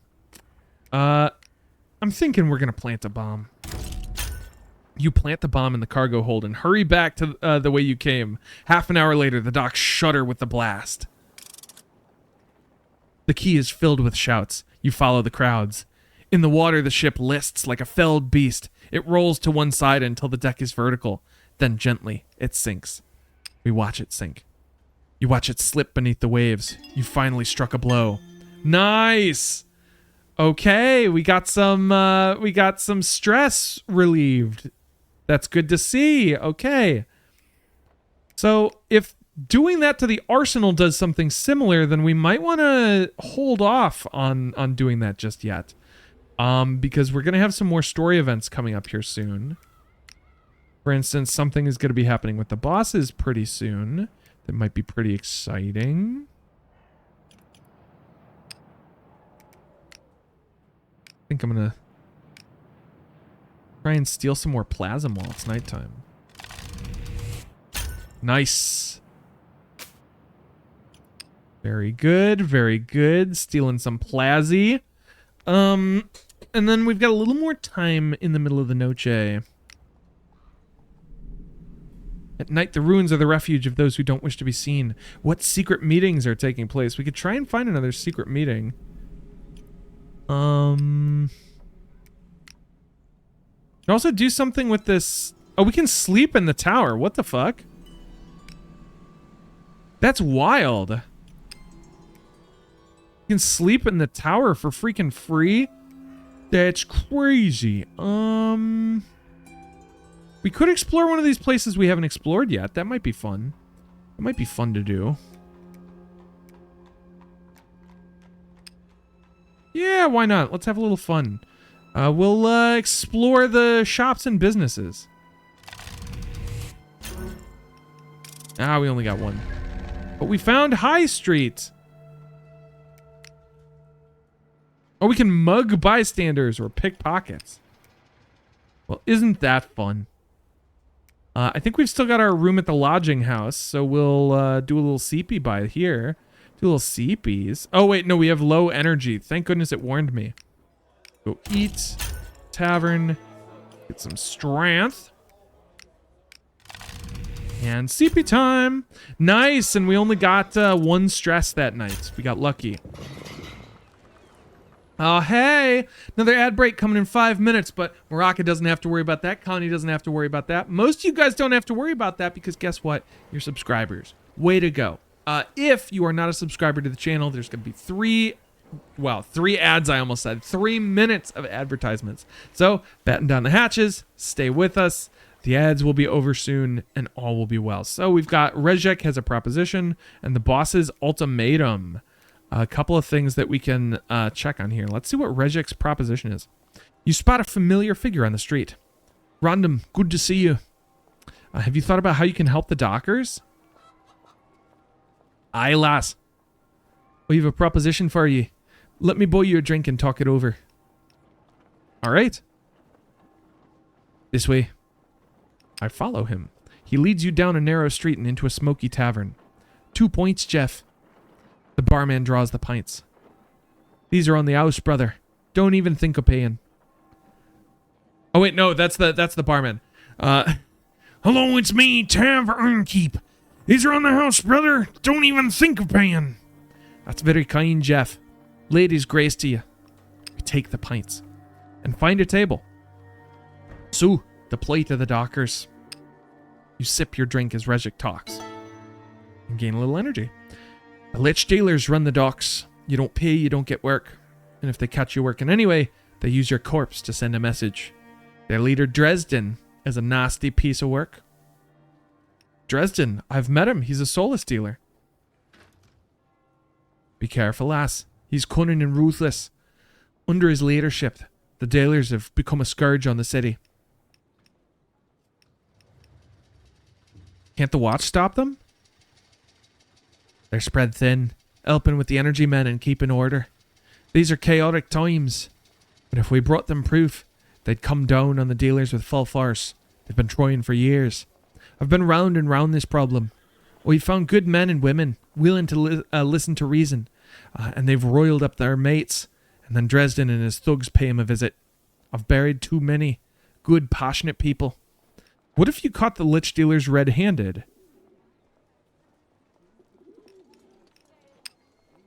Yeah. The watch would have to arrest Dresden. We might have had the same thought myself, he smiles. Regic lays his palms on the table and takes a deep breath. We need someone on the inside to join the dealers and keep their eyes open. Then we get evidence and go to the blue coats. If we tell the watch about a crime in advance, they can set a trap. Exactly. Random, this is a huge risk. He looks you right in the eye. I can't join the gang. Neither can my followers. The gang knows him. But you're new to the city. You could join their operation. Keep your ear to the ground. And when you hear about a big score, tell the watch. Close the snare. Will you do it? And here's the million-dollar question. Oh, wait a minute.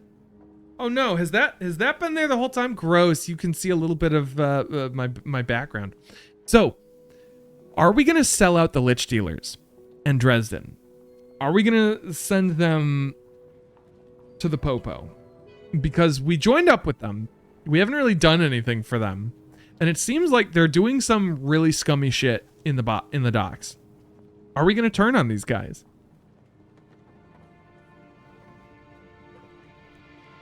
Perhaps. I'll think about it. Oh wow, I'm doing Regic's voice now. I'll think about it, but it's a lot to ask. Yeah, I think we should think about it. This is a huge risk. I know, he nods. All too well. But I must say, Random, I'm disappointed. You owe me your life. Without me, you wouldn't be here. I'd hoped almost dying would have helped your perspective. It has, but this is too much. By getting religion, you mean? Or don't you dare manipulate me. So he's obviously trying to like call in the favor, like, hey, we helped you. You have to help us back. Yeah, what will we do for drugs if the drug dealers are gone? That's gonna be rough. So should we get on his case about like should we say like, yo, priest, step off. Don't manipulate us. Or should we say it has, but this is too much?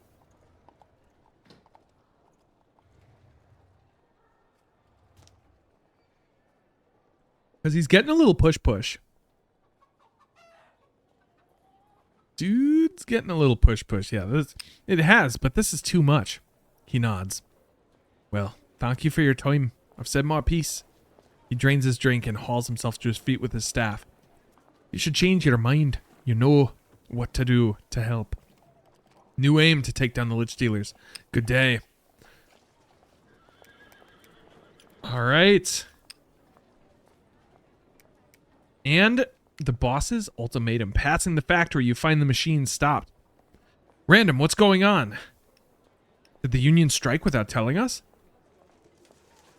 Not possible. He gets closer and murmurs. Keep this under your hat, but we've put together a strike committee. But we agreed we weren't ready. They can't have started the strike already. A worker waves from the factory doors. Come quick, bossmen! You hurry into the hall. The machines are silent. At the center of the hall stands a man in expensive clothing with the workers gathered around him. Now listen up. This factory has a union problem. Unions are bad for business, but more than that, they drive us against each other.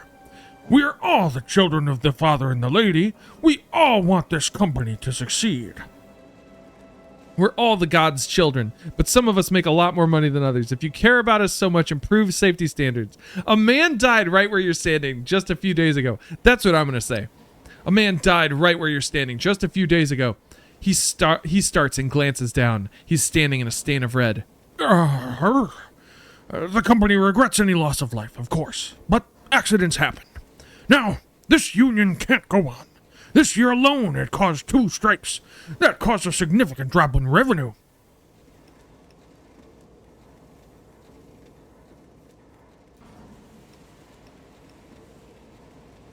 I'm gonna say we should strike. It's the only way we can force you to treat us decently. His eyes narrow.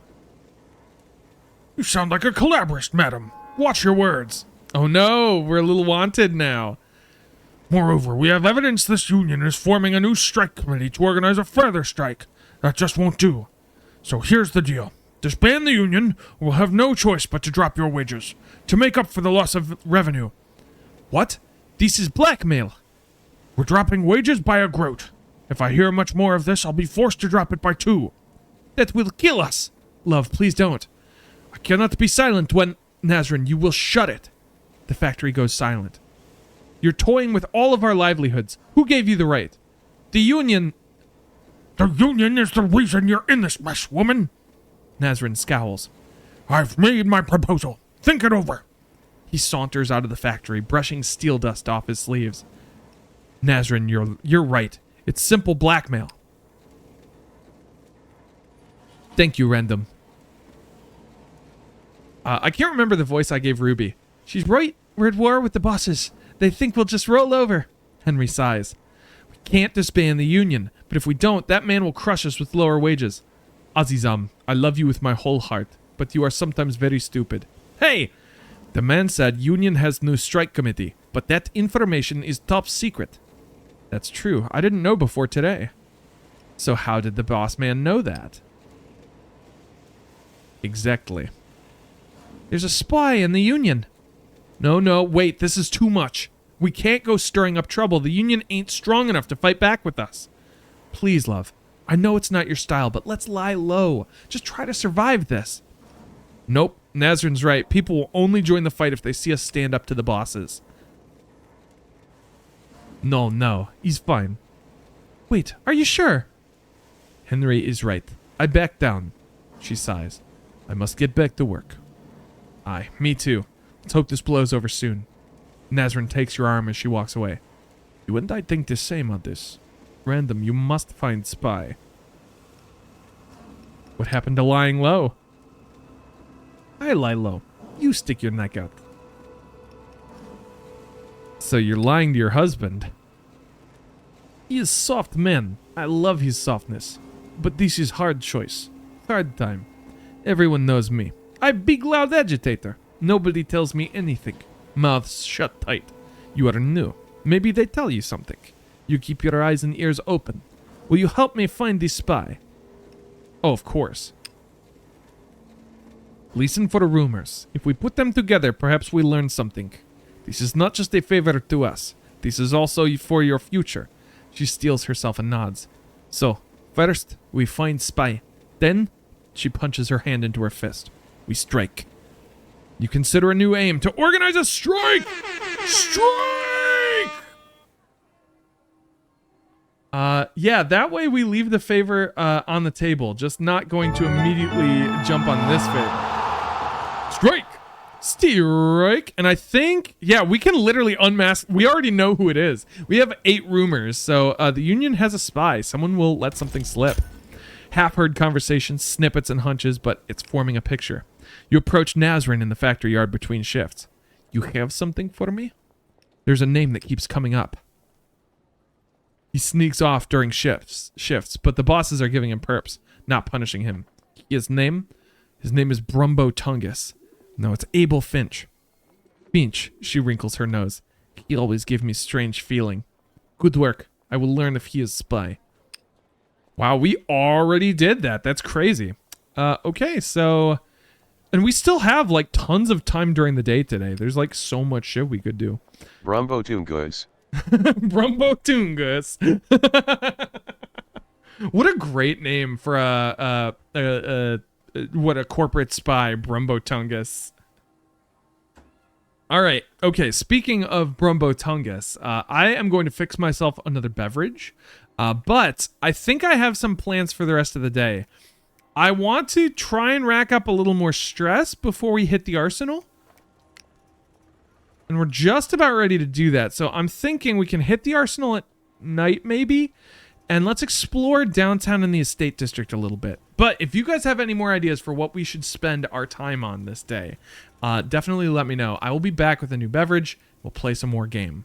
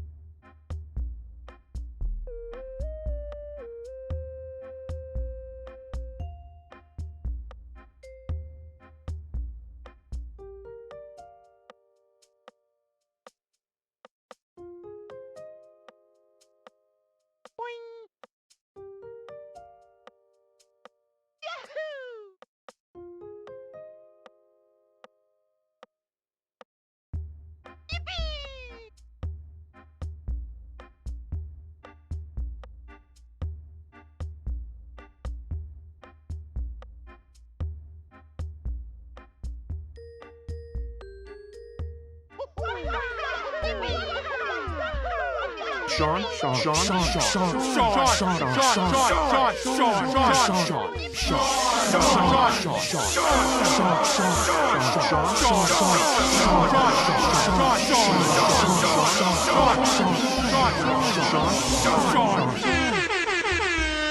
I'm back. Hello, everybody. Ooh, hey, cheers. Oh, that's a big cheers, too. My drink looks kind of like the cheers emote. Wow. Yummy. Yum, yum, yum. Who's ready to play some more? So, what did everybody think about my grand master plan here? Sounds pretty good, right? So if we return to our game, I'm thinking we'll explore for a little bit and then we'll hit the arsenal in the night times. I think could be fun. One thing I want to check on, though. Let me see. Okay. So I'm going to explore downtown a little bit more. Does asking around get us? What are the most fashionable places? The more artistic or scandalous, the better. So we can spend rumors. We've got 4 of them.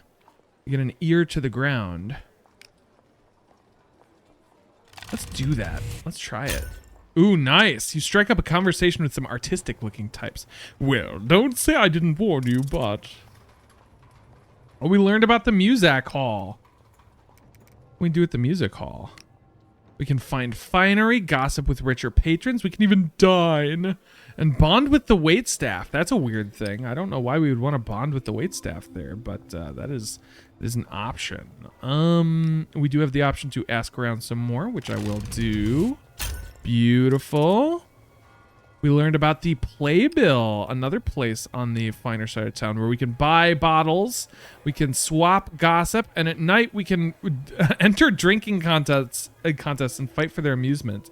And we can attend an operetta. A few hours of music might put your mind at ease. Oh, I wonder if music can soothe the savage beast. Can we spend money to do that? I will explore the businesses and shops, see what we can find. Very nice, and we have fully explored downtown with the Printer Square and the Hospital of Our Lady.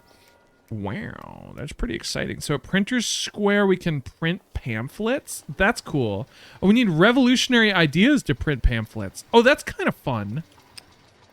And the Hospital of Our Lady, which is a place that we can explore, but I guess we can't do anything there right now. And I think we will prep to sway the guards at nighttime. So here we are en la noche. And we've got another little event here. You decide to check on Henry. You find no sign of him at the factory. Not here, but he did tell me to pass something on. She slips something into your hand. A note. Meet me at Helga's, then an address deep in the Crucible. It's 10 minutes walk. You head over and find yourself outside a dingy tattoo parlor in a tangle of Crucible streets. The name Helga's is painted in elaborate Gothic script above the door. Oh, we could start a zine! Oh, what should our zine be about? Draw Steel Zine. We'll call it Arcadio. What is this? You push open the door. The proprietor looks up briefly and nods towards a back room. Henry is sitting in a tattoo chair, his face screwed up in pain. The tattooist stops and looks around. Finish it, he grunts. She turns back. The sound of her needle is pricking, the sound of her needle pricking is like the smallest woodpecker. Glad you came. We're nearly done, eh? You wish. Henry's face falls. I'm just joshing you. We're done. He removes his arm and shakes it gingerly. Take a look, Random. I inspect the tattoo. You move closer and inspect the tattoo. Up close, you see Henry's arm is covered in a flock of small blue birds in flight. There must be 24 of them swooping around his arm from shoulder to wrist. You just got a new bird? Aye. He sighs. What do they stand for? You stare at the birds. Some are faded, some are fresh. You have no idea how quickly the ink fades, but you'd guess these have been added over the course of years. Henry rises from the chair. Every bird stands for someone I lost. Workers ripped apart, beaten to a pulp, or fished out the river once the bosses dealt with them. When I lose someone, I come here.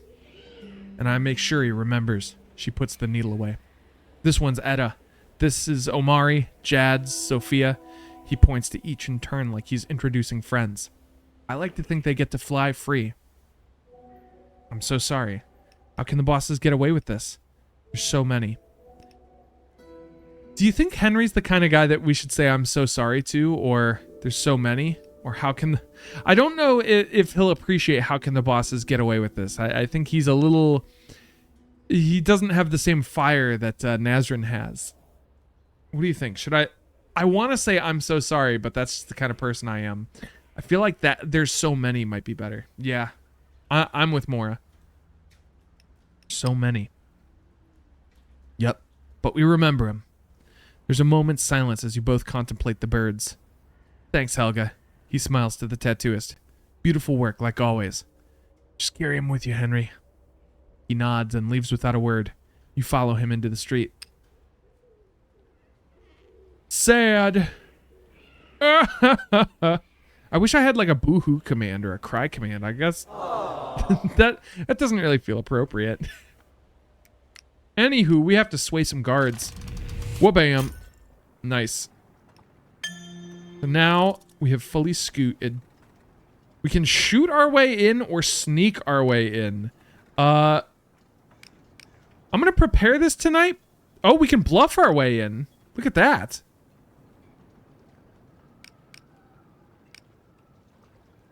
Oh, with forged papers.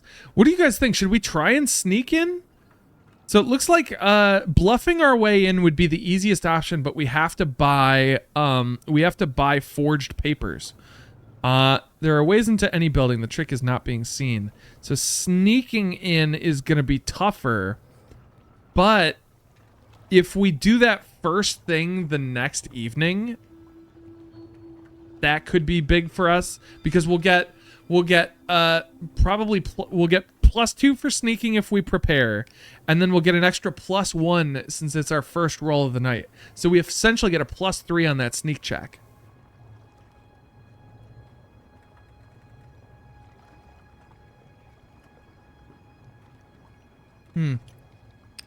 Let's see how much those papers are, because that's what I was looking at in the sewers. It is 15 groat to buy forged papers, which isn't too much. That's like a whole day's pay. It's not a bad idea. Yes, we did. And we can upgrade our sneak even more if we want to. We've got 2 points that we're sitting on, so we could upgrade sneak to 5. But,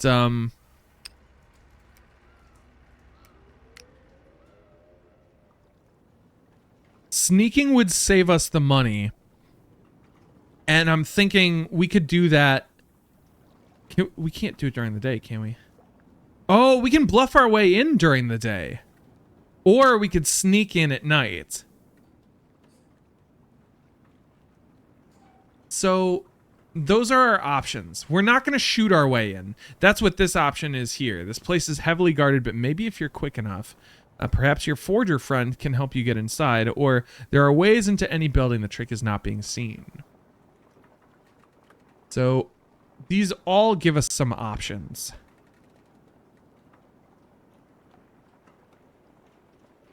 Honestly,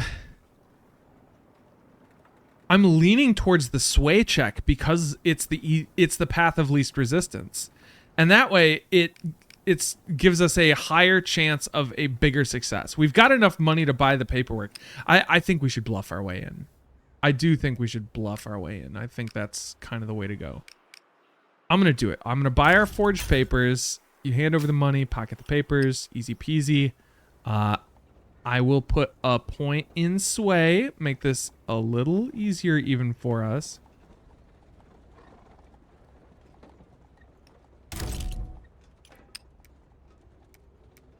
And we are going to prepare this.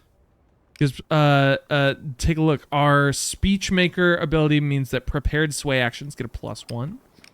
So we're prepping it. Oh yeah, it's a 92% chance. Look at that.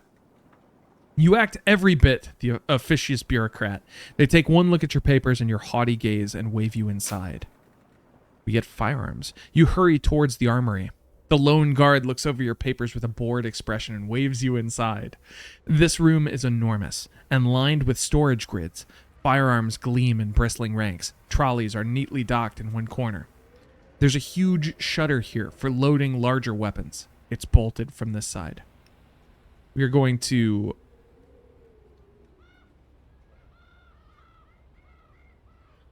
unbolt the shutter. Quietly, you unbolt the shutter. We are going to load our trolley with weapons. You grab a trolley and load it with as many arms as you can fit. And we are going to arm ourselves with a pistol. You load a pistol just in case and tuck it into your belt. We're going to leave with the trolley of weaponry. You heave the shutter upwards. Before you lies the still night air and a confused guard. Stop right there. I will show him our papers. You hold out your papers. He hesitates. Transfer, 12th Infantry. Needs to be done tonight. He lowers his rifle and comes closer. First I've heard of it. We have a gun. Do we want to rush him? Or do we want to shoot him? This is a big question. Because if we shoot him, it's going to make a lot of noise. But, I mean, either way, we're compromised at this point. Yeah, gun loud. Gun loud, but we don't have very much skirmish. So if it asks us to make a skirmish roll, this could end badly for us. We are not a fighter. We are a lover, and a tinkerer, and a sneak thief.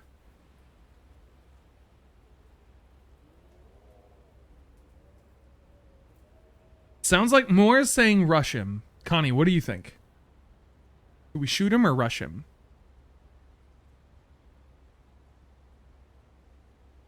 Yeah, this isn't good. This isn't great.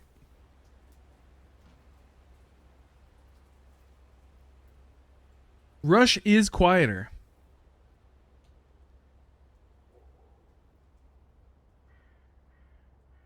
Should we try rushing him? Try the quiet option, see what happens.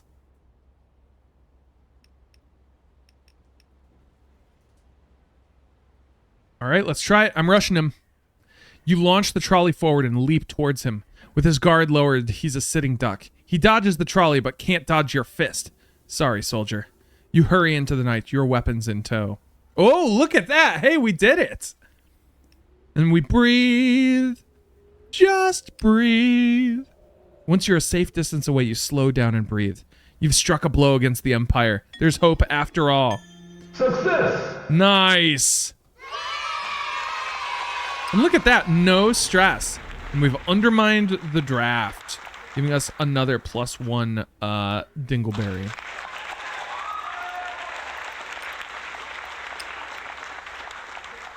And we can meet with the draft dodgers now.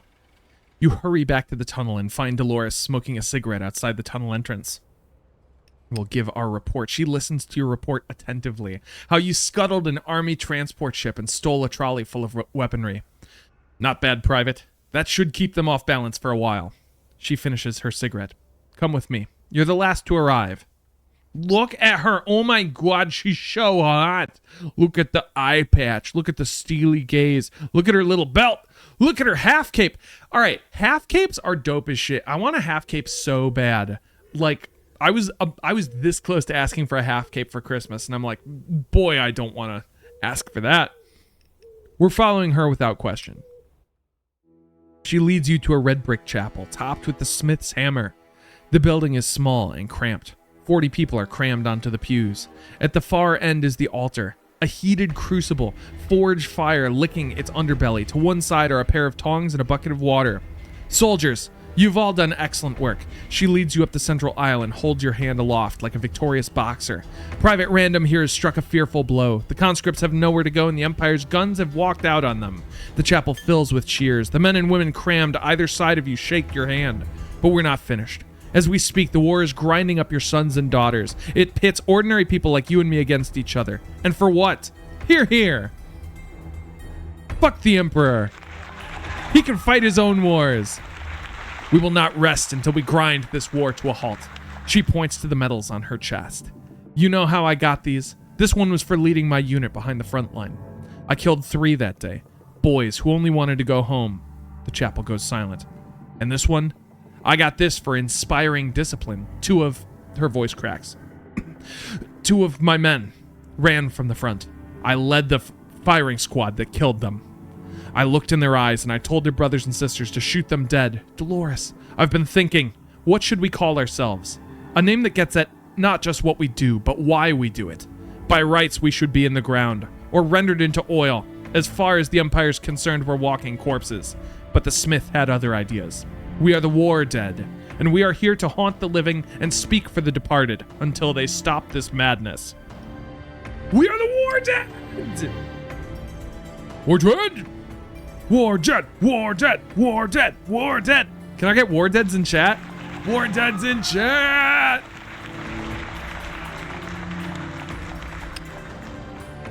You take in the scene as the chants rise to fever pitch. A community of deserters. As you gaze from face to face, you realize each one would have your back. These are your people. Oh no! This would have been even more stress gone. You take a slow breath. Dolores wipes her eyes. War dead, war dead. Yes, war dead! Dolores wipes her eyes and the chant falters. Shakily, she unpins her medals. She holds them up to the crowd and tosses them into the crucible. I do not need these. I do not want that blood on my hands. Around the room, soldiers are taking off their medals. We're not the ones to blame. They throw their medals in the crucible. Dolores takes out a pocket mold, shows it to the crowd, and lays it beside the crucible. She pulls a lever, and liquid metal pours into the mold. Then, taking the tongs, she dunks it in the bucket of water. It feels like a baptism. Not a baptism. So what will come of our devotion, our sacrifice? She opens the mold to reveal a perfectly formed bullet. She holds it up. I swear to you that this is the bullet that will kill our emperor. The crowd erupts.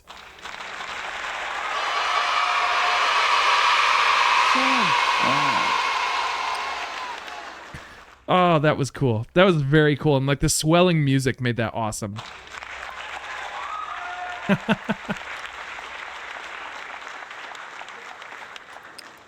Let's see. Well, there isn't a whole lot more we can do tonight. We could explore the estate district. And we'll use our finery to blend in. I think that'll be fun. Nice. You dress like a peacock and fit right in. Ooh, and we can wander the churches and palaces. The grandest buildings, Gothic limestone and marble pillars. We can explore the commercial district, the golden heart of this rotten empire, paved with marble. We can explore the streets, quieter and less trodden, but perhaps they contain something useful. The streets contain ease and luxury. Wander the churches and palaces contain the halls of power. And the commercial district seems to be its own separate thing. We can act as part of our action to explore the estate district. So what do we want to do? Do we want to wander the churches and palaces? Do we want to explore the commercial district or explore the streets? What are we thinking, Maraka and Connie?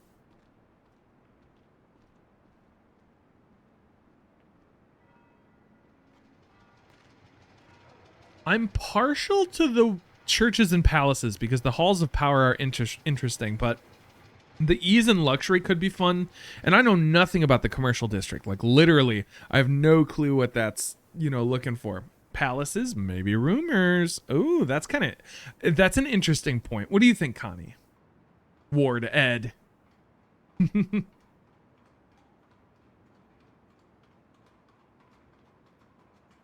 Maybe rumors. Yeah, I think churches and palaces might be the... Oh, Connie says commercial. Let's go commercial. I want to see what's here. Got a 42% chance. Nice. You've never seen such luxuries. Every turning, every shop displays some new grotesque excess. Oh, and we've unlocked the Grand Exchange. Oh, look at this place. We can case the stores, probe security, extract information. We can find a plasm supplier. The government has a monopoly on most plasm, but there may be exceptions. We can find a supplier. We can sell finery and sell antiquity. Fascinating. Okay. So there's a lot we can do in the Grand Exchange. But for now, we has to go Seepies, and we will do that in the lodging house. Oh, we got 2 Noche mares.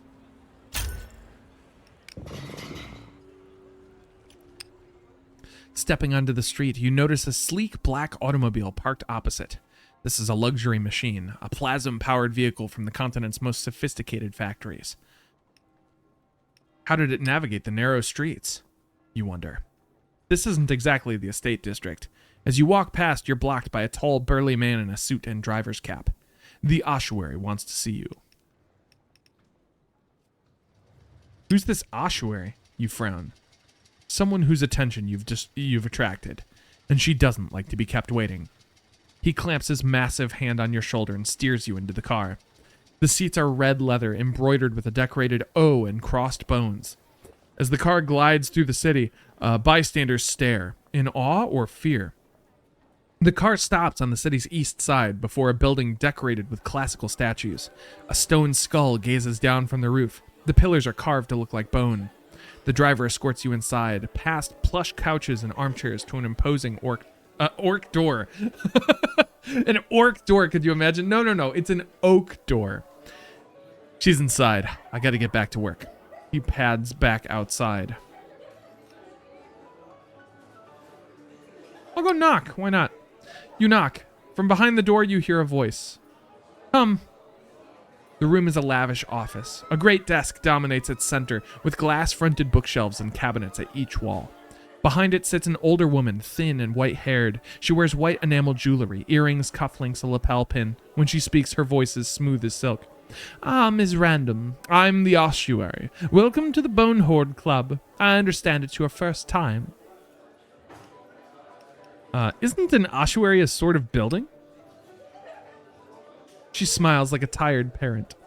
Rest assured, Ms. Random, I'm not a building. I am, however, the class of person who can call herself whatever she pleases. What is this place? A house of pleasures, vices, and desires. Do you really deal in pleasure or in secrets? Not much gets past you, madam. Yes, the sex is a means to an end. The real goal is the pillow talk. What do you want with me? If it were an orc door and you knocked on it, it'd be pierced. I'm pissed off. What do you want with me? She steeples her fingers.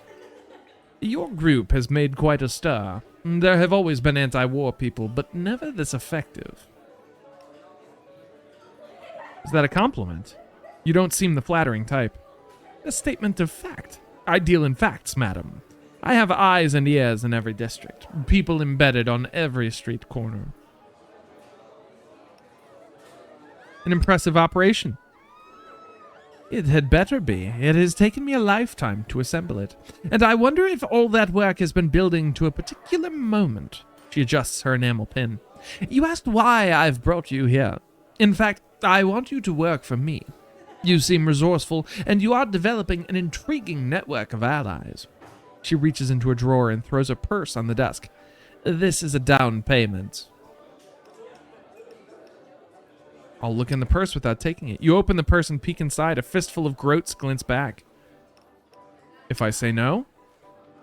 Her face is like a glacier. You're not the type to ignore an opportunity, Miss Random. If you work for me, I will pay you well and protect you. You will be welcome in my club here at no expense. If you do not, we may one day find ourselves enemies. Her nostrils flare. I am not an enemy you would survive. What's the job? Let me be clear. This is a gesture of goodwill, an expression of my hope to work together in future. It's never that simple. Well, you're not stupid, at least. Officially, this does not obligate you. Unofficially, it's a favor. Which you will eventually call on. Quite. But, to be frank, it's clear you're struggling. The Soulless Den, that business with the plasm yards. She glances at the purse. You need a favor. You think about the price of food. You think about the price of solace. You think about what hidden strings might be attached. Yeah, you think about what hidden strings might be attached. Perhaps empires will always have powerful people, and the best thing you can hope for is to avoid being crushed by them. I'm a busy woman. All right, are we taking the purse, or are we saying thanks but no? I don't know what the ossuary's deal is. She's an information broker, she's a powerful woman, and she wants a favor from us. We have been wheeling and dealing, making friends with all of the factions on the west side. But, do we take the money?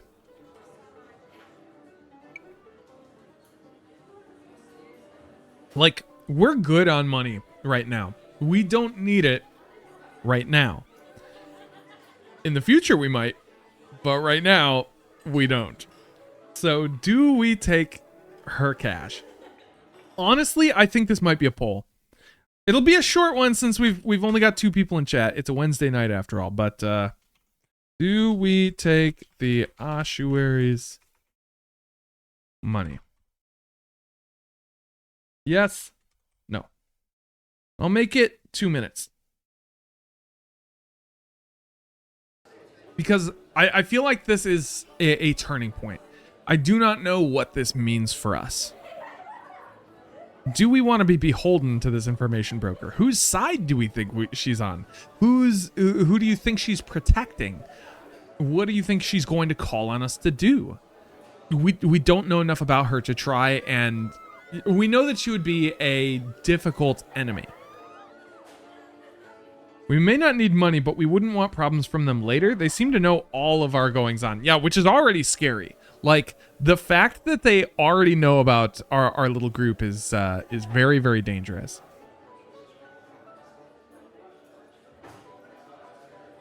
Literally, the War Dead last night just, like, did their last hit. And she's coming at us like, yeah, I know who you are. I know who you work for. I could ruin you. I could, like, she literally could ruin us right now.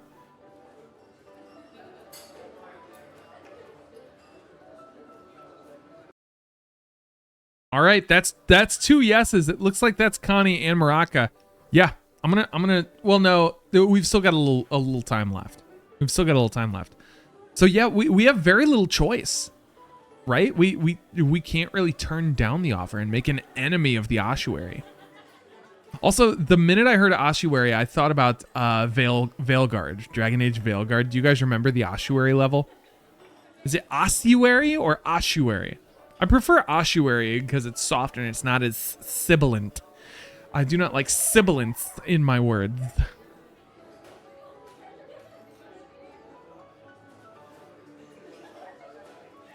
Oh, kind of miss Veilguard.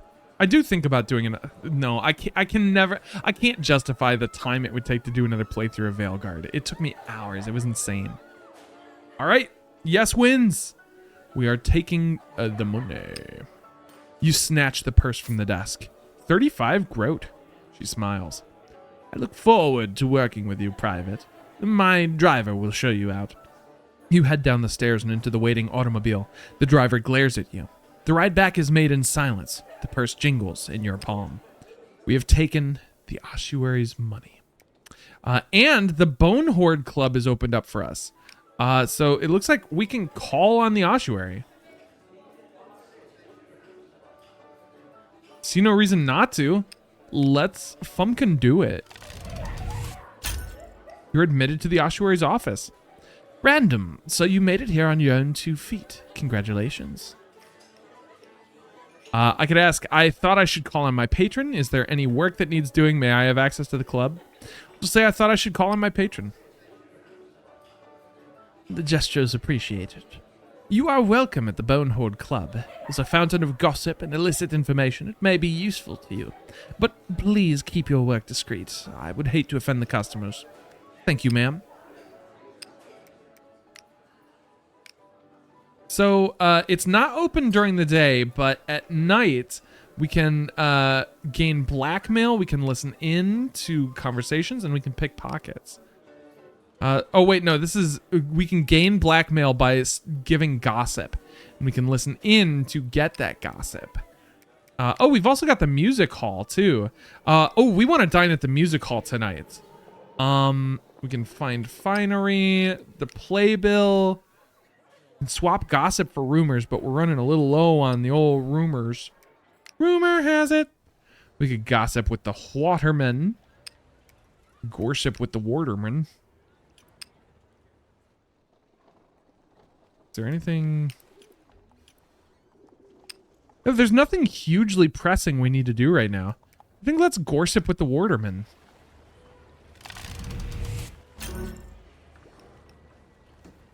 The dockers swap stories with you. They're not too forthcoming, but they're talking. I kind of want to try that again and, like, prepare it. Nice.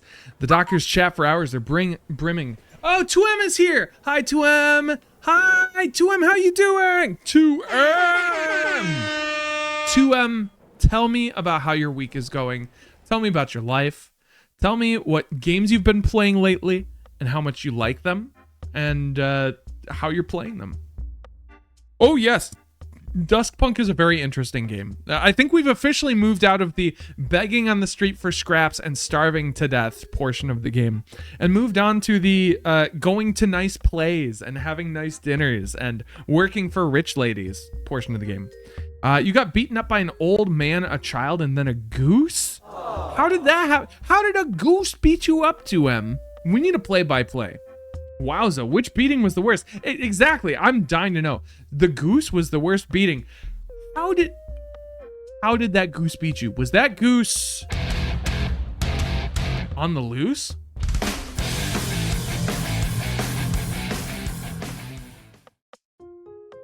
My power level after a week is in 1.125 goose power. Goose are diabolical. They do be diabolical. 2M, tell me. What happened? Why were you fighting this goose? Were you on the goose's home turf? Is that what happened? How did you get destroyed by goose? I'm dying to know. Oh, also, I don't know if I've shared this sentiment, but Merry Christmas! It's Christmas time. See, you can tell by the hats here and here. I'll have to hold off on increasing my goose power level and play Path of Exile 2. Well, you see, the goose was sick with frenzy fever, and I tried to heal it by sticking it with a fishing line. Was this in Path of Exile 2, or was this a different game? You play so many games to him. Your game repertoire is impressive. Was this Roblox? I don't even know. All right, well, we're gonna go back to the game real quick, but the story's in progress. I don't know how to summarize the story we're experiencing right now. I think... Oh, it is not. It is now nighttime. We're fighting against an evil empire. Shit. Oh no, we can't eat. Oh no, we can only dine there during the day. That sucks. Oh, that sucks so bad. God damn it. God damn it. I did not know we could only dine there during the day. That sucks. That sucks. That sucks. That sucks. Oh, well, I guess. We'll eat at the tavern, I guess. There was no reason not to eat there during the day. That was so foolish of me. It was so foolish. And now we can't swap gossip. We can't do swappy goss. We could listen in here. We have an 8% chance. That's wild.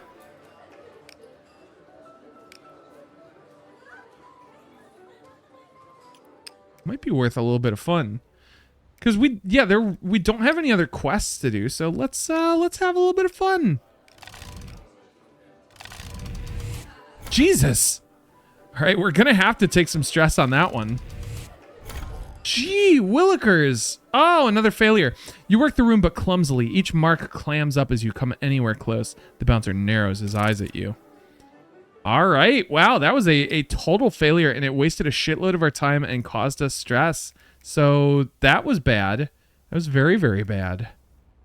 We're going to explore a little bit more, I think. We're going to do wander the churches and palaces. There we go. At least that worked for us. We got the cathedral and the highborn crypts. We'll do it one more time. Very nice. We got Parliament Hall. So there's Parliament Hall. What can we do here? Nothing, apparently. Well, we can join a protest or stage a march. If you have the numbers, you could raise the temperature. Ah, interesting. The cathedral, we can attend services or spy on confessions. That's quite fun. The highborn crypts are interesting. We can bribe a watchman, knock out the guards, blackmail the guards, and study the tombs. We do have a little thing here. Need to practice walking with confidence. Planning to become a chronomancer chaos bear. Wait, you can do that? You can be a chronomancer chaos bear? That's wild. Make it bear time! Need to practice walking with confidence. You wander past the cathedral, looming against the clouds, and find yourself among the tombs. White stone towers above you, decked with Gothic spires and black lead. Whose tomb is this? Some grand emperor long dead, an ancient queen. You see no plaque or inscription. You can survey the crypt. The crypt was built to awe the living with the opulence of the dead. Slender windows cut through the stone. Above the door, a cruel cross pattern is etched in wrought iron. The symbol of a rising sun is carved into the gable of the roof. To remind us of the Father's light? Or is it just imperial pageantry, the regalia of state? The guards turn to one side and begin chatting. At this distance, you can't make out what they're saying. We shall eavesdrop on the guards. You walk round to the side of the crypt, then press yourself against the wall, listening. Whose bones are these anyway? The last emperor, Amos's father. Do you really think people would steal them? Plasma's plasm, you know, but there's easier ways to get a body. You don't get it. When my dad dies, the energy man pays a visit before he's cold and takes him to the plasma yards. But when Amos's dad dies, he lives in state and gets a fancy tomb so we can all grieve together. One big family. He scoffs. Mark my words, people are angry. Amos is sitting on a bomb. Then why are you guarding this Aristo's bones? I gotta eat, haven't I? You creep away, avoiding the guard's eyes. With every tomb you pass, you consider how the nobility have always had time to grieve, and how the poor no longer enjoy that luxury. So 2M, in this world, the dead are rendered into a power source called plasma. It's basically this universe's version of oil, and it comes from dead bodies. So literally, we've seen corpses snatched from people. And the rich still get to keep their dead interred. They don't get taken by the energy men. So that's interesting. And so we've already eaten tonight, so we can go to bed at the lodging house. We don't have to pay rent yet, so we're good. Come on, baby. Okay, all right, I'll take it. Troubled sleep. So you've probably already noticed this 2M, but this is a turn-based role-playing game that's based on a 2d6 system. Results are based on 3 tiers: failure, mixed success, and success. Right now, what we just got was a mixed success. So we have some nightmares and gain a little bit of stress, but not as much as we would. We also have clocks going. So we've got a clock for rent. We've got a clock for the watch, which is coming for us since we are deserters from the Imperial Army.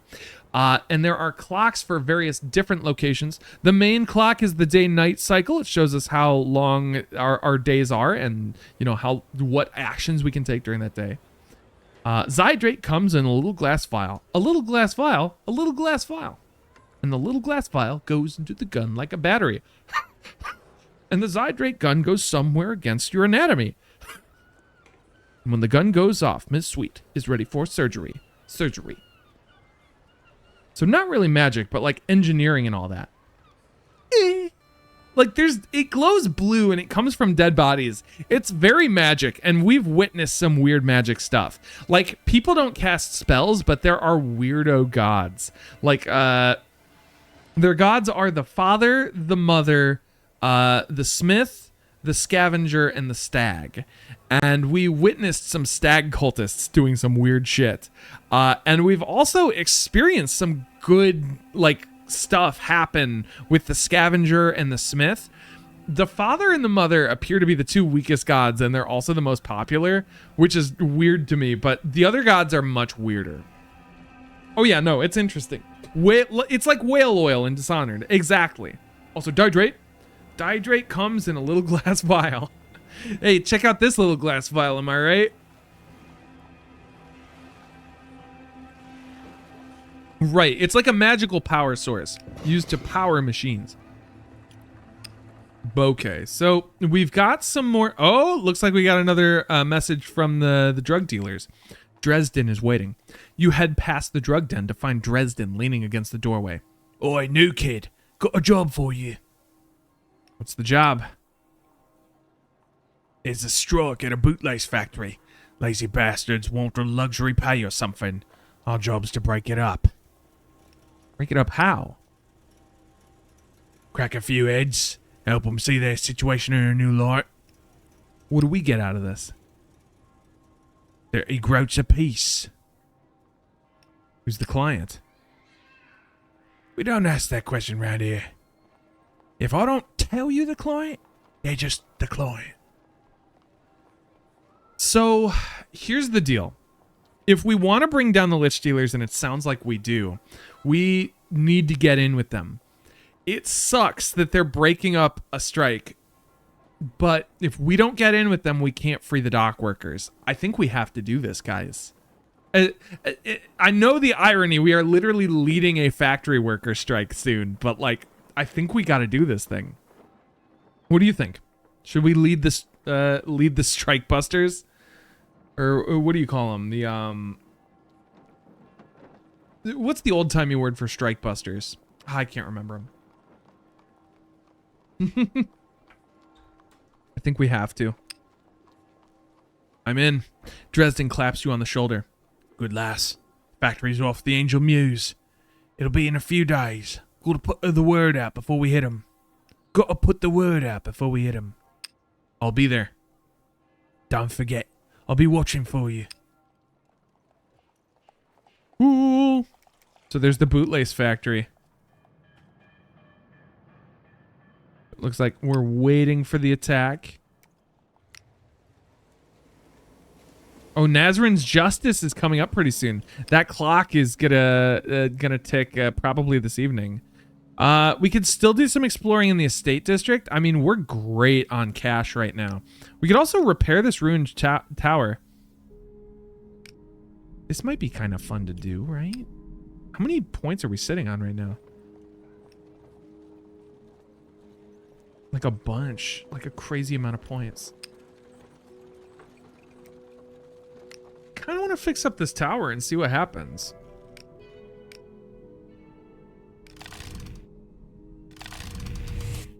Nice.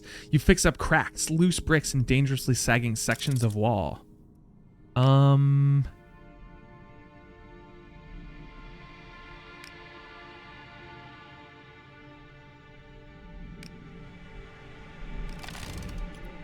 Oh, wait a tick. Whoa, whoa, whoa, whoa, whoa. Hold on. I do want to eat at the music hall. Oh, shit. We wasted one of the energy it gave us. But that's fine. So we've got full energy, and it didn't do anything here. We can gossip with the richer patrons to try and get some blackmail. We don't need to yet, though. I just thought that would be an interesting thing to do. And then we'll repair the tower a little bit more.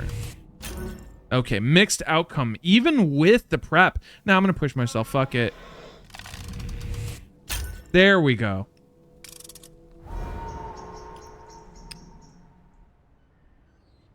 Save? No, it auto saves, so you can't save scum, which I love. I think that's really good. It forces you to like live with your mistakes or live with your decisions.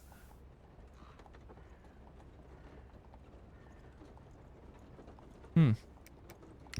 Oh, I guess it hasn't ticked yet, so it's got to be a full day. Join the revolutionaries. Meet Markov at the firebrand. In Dresden's. Yeah, we don't really have anything else super going on at the moment. Oh, Markov's almost back. Yay. Well, that'll be fun. We could explore more, but I don't know about that. Ooh, we could repair the tower. Yeah, I'm going to repair the tower. Boom. Making a... Oh, we can make this place comfortable. The tower is dry and secure, but far from comfortable.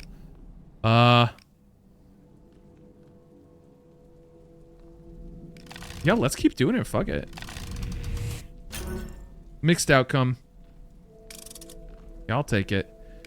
We'll do it again. Oh, shit. You do your best. No, we're going to push ourselves. Take a little extra stress. This is bad using this much stress. I really shouldn't do this. You windproof the windows and rainproof. We're building ourselves a house.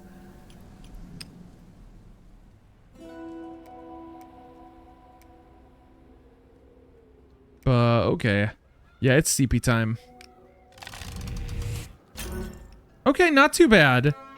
We do need to consider finding a way to lessen our stress, and the watch is on our tail. Just want to double check some of the other... Okay, yeah, so that watch clock is the same no matter where we go.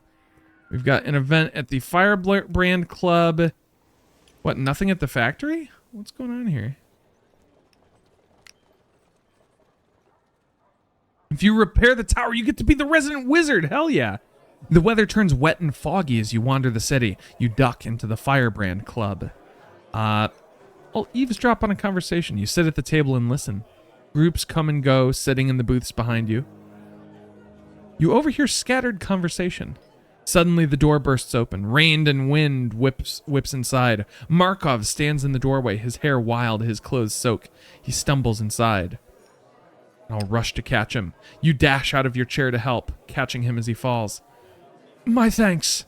He staggers to a chair. For a second, he just breathes. Study him. You study Markov. He seems even frailer than when you last spoke. He rubs his arm nervously. Slowly, with every eye on him, he clambers to the podium. Comrades, I've completed my tour of Dredgeport. His impromptu audience claps. He stands a little taller. In taverns and backrooms across the city, the advanced layer of workers has listened to our ideas. In fact, they are hungry for them. But there's still much to be done. I'm sorry to say in my absence, our movement has stalled. Comrades, we are not a book club. Theory is not enough. I implore you, go out to the taverns, the marketplaces, wherever workers gather. Listen to the masses and offer our ideas. So we're taking orders from this Arayan spy now? Silence cuts across the room. You don't know Dredgeport. All you know is your master's marching orders. We have 3 options. Markov seems all right to me. It's a fair question. I don't know Markov well. And what have you done to fight tyranny lately?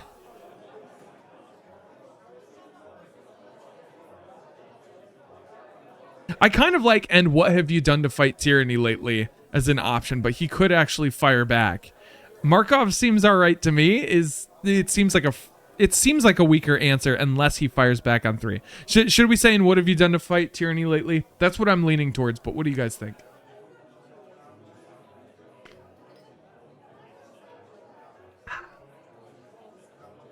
Yeah, I'll do it. And what have you done to fight tyranny lately? Markov stifles a smile. Yes, I was exiled to Arrhaeus. And yes, they sent me back here to undermine the Empire. Are you for the Empire, sir? Do you have some problem with my undermining it? All I'm saying, enough. Our enemy is the Empire. We can all bring it down together. Markov too. Let the Arrhaean workers worry about Arrhaeus.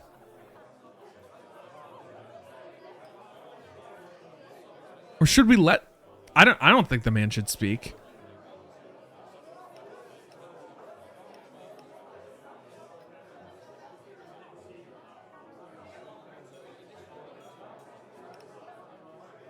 Yeah, definitely too. Our enemy is the Empire. We can all bring it down together. Markov too. Well said. Oh, we gained solidarity. I have always fought for the freedom of the working class. All I want is for them to decide our fate, not the profiteers. And the working class has no native country. Our solidarity stretches across all borders, even across the front. You'll be our ruin. Get out of here. The man slouches to the door, glowers at the gathered comrades, and storms out. Evidently, we could use a brush-up in theory. I propose we hold a discussion on the basics of collaborism in a few days' time. I can do the lead-off if necessary. All in favor? The members raise their hands. It seems unanimous. I'll raise my hand. You raise yours as well. Markov glances at you and nods. That's settled. We'll meet here in a few days' time. Speaking of which, we have a few flyers remaining. Take them. You might have a chance to spread our ideas. I'll take a handful of flyers. They're printed on thin paper and faded ink, but the letters are clear. Ooh, nice. We got 4 political pamphlets. You head to the door and return to the city. Nice. Political pamphlets, yeah. Oh, we found a palace statue. Oh, also ad break time. In front of the Imperial Palace, you find a statue. Study the figure. The figure is a towering queen, 12 feet high, crowned with a diadem and formal chain of office. But the coat she wears is a military officer's, and a belt of ammunition tumbles from her outstretched hands. The plaque reads, Griselda I, the Sulphur Queen. You remember Griselda. Now, it's a tale told to all Cerumian schoolchildren. Let us remember the story. As the story goes, Griselda, perhaps 200 years ago, inherited a dwindling empire. With Sarum's economy weakening and its army using outdated equipment and ammunition, she made a fateful decision to target a little-known Panacrian colony. An immense continent in the southern hemisphere with dozens of nations and thousands of tribes. Sarum has numerous colonies there. The name of the place escapes you. The army invaded and the locals did not give ground easily. The generals insisted on retreat. What was it like to fight in that war? You wonder? Was it anything like this one? But Griselda refused to give up. Her sources told her that the land held vast deposits of sulfur and iron. She pushed the attack. Finally, the capital fell, and Sarum sunk their mine shafts. Sulfur and steel flowed back to Dredgeport, the ingredients Sarum had badly needed for war machines and ammunition. From that time onward, Sarum's armies have never been defeated. You gaze up at the statue's face. Stern, superior. Did she carve out the world you live in today, or just bend it to her advantage? You turn back to the city. You can't help wondering how much of the story is true. Let's do some exploration. We could always do a little exploratorying. 42% chance, I'll take it.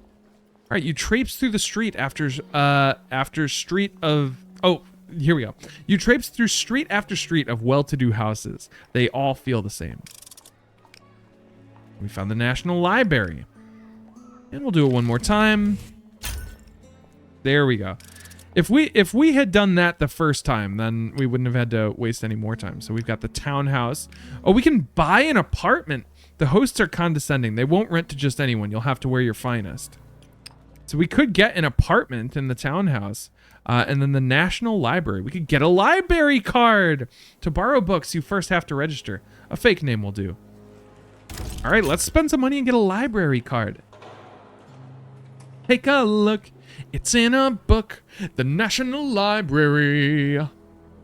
You fill out a form and a somber librarian instructs you in the filing system. Don't you know the Dewey Decimal System? We can read revolutionary theory. There are valuable books on the subject, but they may draw attention. So that's how we could get revolutionary ideas. What is this? Your studies are progressing. I don't know what research... Let's see. The library holds a wealth of knowledge. City plans, newspaper archives, scandal sheets. I don't know what all this research gets us, but it's there. We could do it. We could spend some time on the ruined tower, maybe. I do think if we want to do more in the ruined tower, I am going to put another point in engineering for us. Get that up to 4. What does that do to our odds? Is this a 28% chance? Well, let's try it. Okay. I'll try it one more time. All right, we are making ourselves a home in the ruined tower. I'm kind of curious to see what happens. All right, here we go. Nazrin springs a trap. The story is progressing. You check on Nazrin at the factory. Her shift is just ending. Random, just who I wish to see. How's our project going? I do not yet know, but together we find out. All right, love. What are you two up to? Ruby, we're doing something for the Union, but it might be dangerous. All right, how can I help? It is not necessary, dear one. You should stay here, safe. She touches Ruby's arm. I'm not a bleeding invalid. If you don't let me come with, I'll tell Henry. Nazrin shrugs. Then we are 3. She leads you across the bridge. You come to a square. A group of bluecoats are gathered around a doorway on the far side. Nazrin pulls you behind a wooden pillar on the edge of an alleyway. We must not be seen. Not yet. Why are we here? Those watchmen. They will show if Finch is a spy. Why can't we be seen? I told Finch some information. I say that building was top secret Union hideout. Many important documents. What's actually in there? Dust. Broken furniture. Aye, it's been vacant for years. If the bluecoats raid it, he's our man. I have to get closer to hear what they're saying. Careful. You slip along the side of the square, acting natural and avoiding eye contact. This can't be right. It's one Sable Row all over again. This is nothing like that. The 14th would never pull shit like this. It's Finch I'm thinking of, not the 14th. We've gained 2 rumors. As you walk past, one glances at your face. We gain 5 wanted. You circle back to Nazrin and Ruby. You happy now? She scowls. I think it was very brave. They mention Finch by name. Did they know? Look. She nods towards the watchmen. They're breaking in the door with their rifles. Nazrin's face darkens. I will deal with Mr. Finch tonight. You might need help. No, this I do alone. She takes a breath. Do not follow me. She heads into the poor quarter. Don't think badly of her. I know she's just protecting you. It's her way. Ruby pauses. Random, you've done a lot, but you realize this is just the first step, right? Even if the spy is dealt with, that just buys us time. Gotta strike. It's the only way we can pressure the bosses, but the Union's not strong enough. I remember there were already 2 failed strikes this year. Right, Abel goaded us into him, drained our coffers. We need more members, and we need more groats in the strike fund, or the next strike will fail as well. You want me to help? If you would, you'd be helping yourself, really. I mean, do you want to keep working like this? Low pay, high risk? No, I don't. Right, you're one of us. If you'll help, we need more members, and maybe you can convince the others to chip in for a new strike fund. All right, for the Union. Thank you, Random. She takes your sleeve and smiles meekly. Our future can be bright if we fight for it. Yay! Oh my gosh. Story progress. Also, I think we've unlocked all of the map locations now. We've got the whole map. We got the whole world in our hands. How are you guys liking the story so far? Like, I'm totally into this. But, what's this, 58% chance? I think we can do a little better than that. Nice.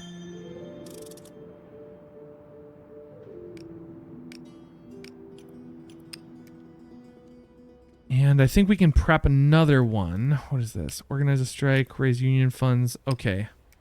Is there anything we need to do to earn the lich? Break the boot. Okay, so we don't have to break the bootlace strike yet. I think finding new members might be our best course of action. With a 42% chance, that's pretty strong. I'm gonna take it. Nice. A success. Alone we're nothing, but if we stand together, they can't push us around. Yeah, I really like the different angles of this story, and like you can already kind of feel how they seem to be coming together. It's very exciting. Ooh, you cajole the other workers into joining the Union. If it's the only way to get decent pay, I'm in. We'll prepare the next one. Okay, so we're going to sleep again at the lodging house. Oh, damn. So we do need to consider taking some more solace. We've got a couple different events here. We've got bronze statues, which I'll check out. You come to a bronze statue on the waterfront. The figure's green with age. The 2 fishermen haul a metal net from the river. Between them stands a regal figure. This jostles your memory, an old story. Are you going with different angles of the same story? Yes. I'm basically in my off-stream playthrough, I'm going for completely opposite of what we did here. So in this game, we started off as a poet with high sway and intuition. My like veteran had strong endurance and strong skirmish, and it was actually much harder for them. Without sneak or engineering, it was really, really tough to get a start in this game. So I actually found that having high skirmish made it a little more difficult. Having high sway and intuition was surprisingly easier. Interestingly, in my off-stream game, I did play a little further ahead, and I did end up ratting out the drug dealers, ratting out the lich dealers. So we'll see what happens. I'm curious to see what you guys think we should do after a certain point, because after a certain point, it's not quite so certain that it's like a good thing to break them up. You'll see when we get there. But we're getting close to where I am in my off-stream file, and I don't know how much more of this we'll be playing. I don't think... Let me see. When's the next time I'll be streaming? I want to try and do some midday streams next week. But Friday the 19th, I don't think I'm going to be streaming more Duskpunk. If I do play more Duskpunk, I want to do it like midday, so it's like afternoon. I want to try and play something high energy on Fridays to, really get people rocking and rolling. So we'll see what game that is when we get there. Anyway, I would like to study the central figure. The figure stands tall, cradling a silver crown. On his shoulder sits a raven. It almost looks as though it's whispering in his ear. Study the fishermen. You peer at the fishermen more closely and realize they're not fishers at all, but dredgers. Centuries ago, when Dredgeport was only a tiny village, people survived by dredging the river of cargo and silver washed from the distant mountains. The river Dredge was named for them. The figures are dressed in modern clothes, though. Whatever the ancient dredgers looked like, it wasn't this. At the base of the statue behind the figures is a brass plaque, the crowning of King Hart I. The scavenger bid him cast his nets, and up came the crown of Sarum. This is the balm the realm requires, it croaked. So he who went to work a dredger returned that eve a king. I'll examine the raven. You peer at the raven figure, the scavenger, you realize, who told the future king where to dredge. It's usually depicted much less flatteringly, a chaotic creature who deals in scraps and rot. But for this tale, the foundation of the ruling dynasty, the sculptor was more respectful. That's fascinating. That's so fascinating that the scavenger, because I was wondering why the scavenger was considered a god, but this makes sense. The city was founded by dredgers. The scavenger was the one that led them to create it. You turn from the statue and head back into the city. You have no time for fairy tales. Well, we have a little time for fairy tales. A little bit. Oh no, we gotta go to the bootlace factory. Aw, jeez. Dresden and 24 thugs are lined up outside the factory. Across the road, the picketers chant, "Fair pay for fair work! Fair pay for fair work!" Dresden turns his gaze on them. The chant falters. All right, lads. Let's show these layabouts what fair work's all about. Count me in. He claps you on the shoulder. That's the spirit. Let's be quick about it. Oh god, we have to attack the strikers. Oh, it's skirmish. Sweet Jesus.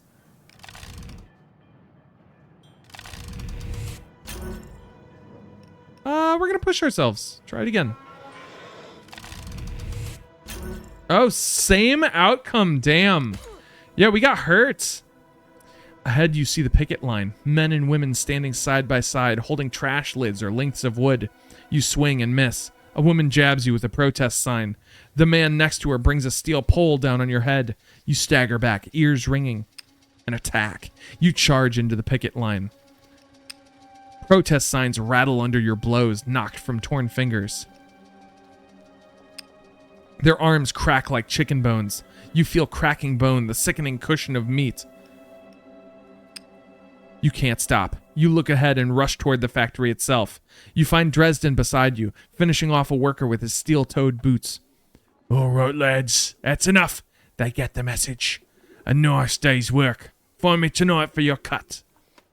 You feel sick. Disgusted. Oh no! You pick your way back through a field of bodies. Some aren't moving. Nice work, new kid. You've got the fire in you. Come by the den later for your pay. Like they say, it's fair pay for fair work. Sweet Jesus.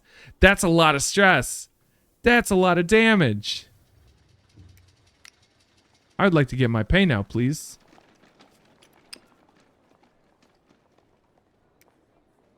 Duh. Okay. So I do want to find new members for the union. Gonna do that thing we said we're gonna do. Oh yeah. Oh bad, that sucks. Push yourself. Oh! Oh my god! Holy shit!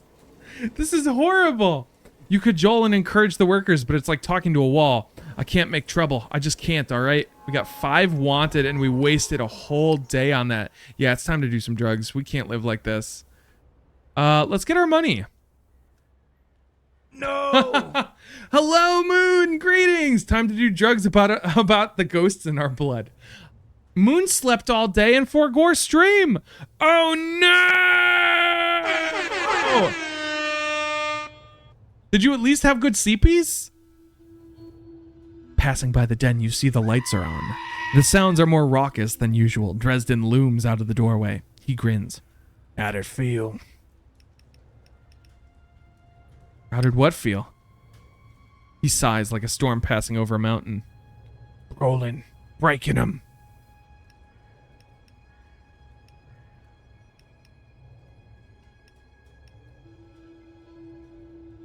I was scared. Good. If you're scared, you're sharp. Too many bravos jump in and get themselves killed. You killed before? You think back to the war. It was all such a blur. I think so. At a distance. Not the same as up close, is it? He pulls a purse from his pocket and tosses it to you. Good work. I'll have another job for you soon. He pushes himself off the door jamb like a rising iceberg and pads back inside. Horrifying. Oh, you're going to stream again tonight? Oh, play more Satisfactory. That would be dope. Best post D&D CPs. Best CPs. Oh, you were playing D&D? Do you have another group?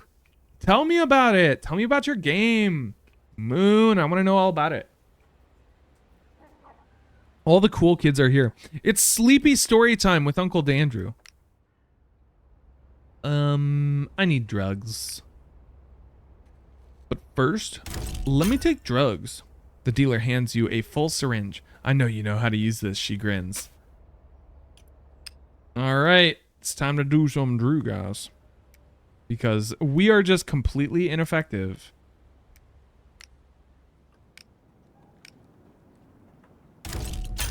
There we go. You ease yourself into a sitting position and ease the needle in. There we go. Not too shabby. Alright, so now that we've done that, let's see what the deal is with our ruined tower. Got a 28% chance. Let's raise that to a 58. Beautiful. You salvage wooden furniture, replacing the broken pieces with new ones you craft yourself. Which means we have a ruined tower house. The bed you built is covered in blankets and pillows. Your bedroom overlooks the whole city. So this might be the most comfortable place to sleep in the city. And hey, perfect timing. We would have to rent a new room tonight. So this could be a nice, good place to sleep. Hydrate. Hydrate.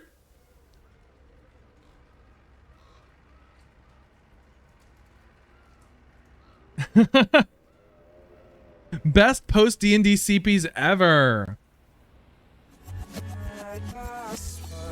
We gotta find some new union members. Can't believe I even tried doing this. Oh, look at that. Now we're doing great. Alone we're nothing, but if we stand together, they can't push us around. Join the union today. Join the union today. Wait a minute. Hold on. Wait, where's my union emote? No, I don't have it anymore. Is this from the same devs as Harry Dubois? The art looks similar.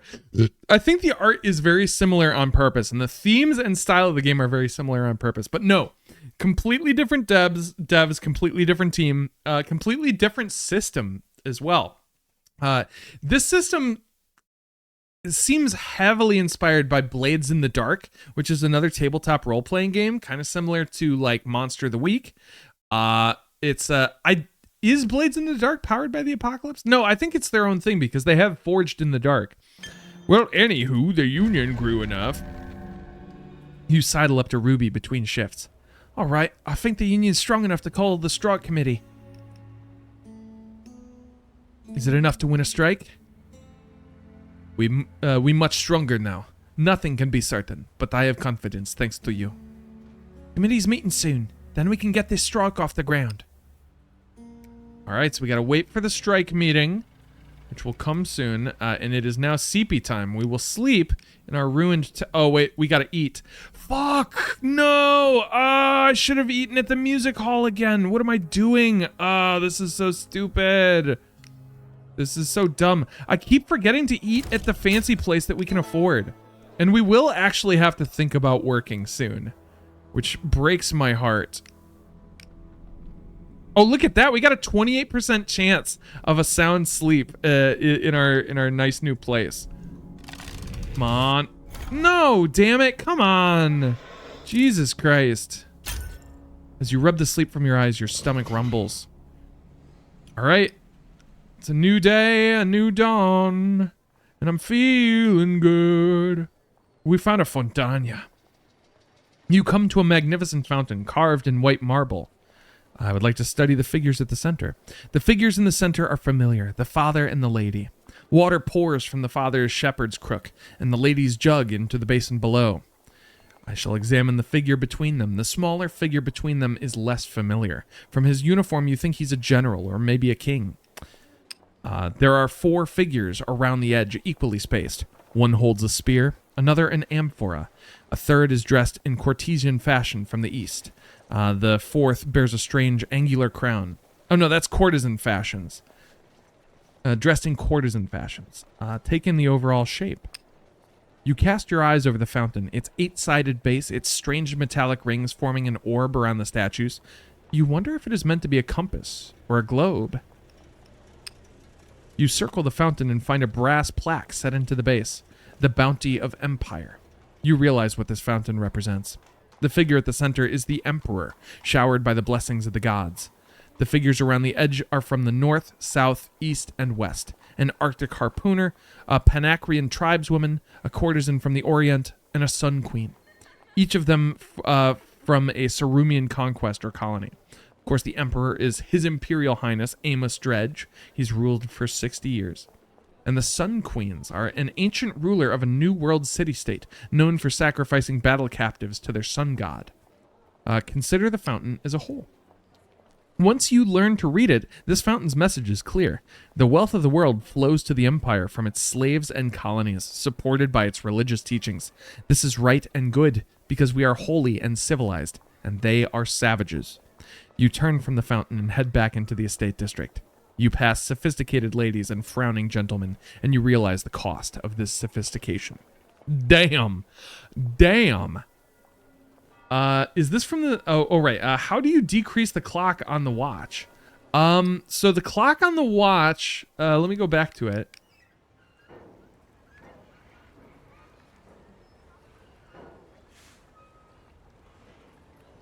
I don't know if I can. When they hit back, it will be muddled. It doesn't seem like there's any way I can hit back because it hasn't given me a way to.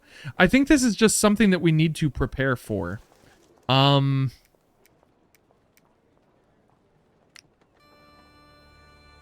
of like how at the beginning of the game, like we were supposed to be caught by the watch, and they, shot us in the shoulder. I think this is something similar. I think it's just warning us that something big is coming and we need to prepare for it. Which is something that I love. Man, I want to play Blades in the Dark so bad, but I don't want to run Blades in the Dark. Does that make sense? Like, I want to be a player in a game of Blades of the Dark, but I already have Draw Steel. Like, I do not want to run another game. But Blades in the Dark is fascinating to me. The use of clocks is fascinating to me. I love that mechanically there's a way to communicate to the players, hey, something is coming. You might not know what it is, but here's how much time you have, and there you go. When this clock runs out, something bad is going to happen. Anyway, the docks are tense. Guys. The docks are tense. You wander the warehouse district. Great buildings and storehouses stretch as far as the eye can see. You wonder how much wealth is kept here and how well guarded it is. Be careful with attention. You consider a new aim: to rob a warehouse. Ooh. Long lines of workers trail all over the warehouse district. We'll strike up a conversation. You approach one of the dockers. Lady's Grace, you nod. Lady's Grace. His hands are stuffed in his pockets, glancing around wildly.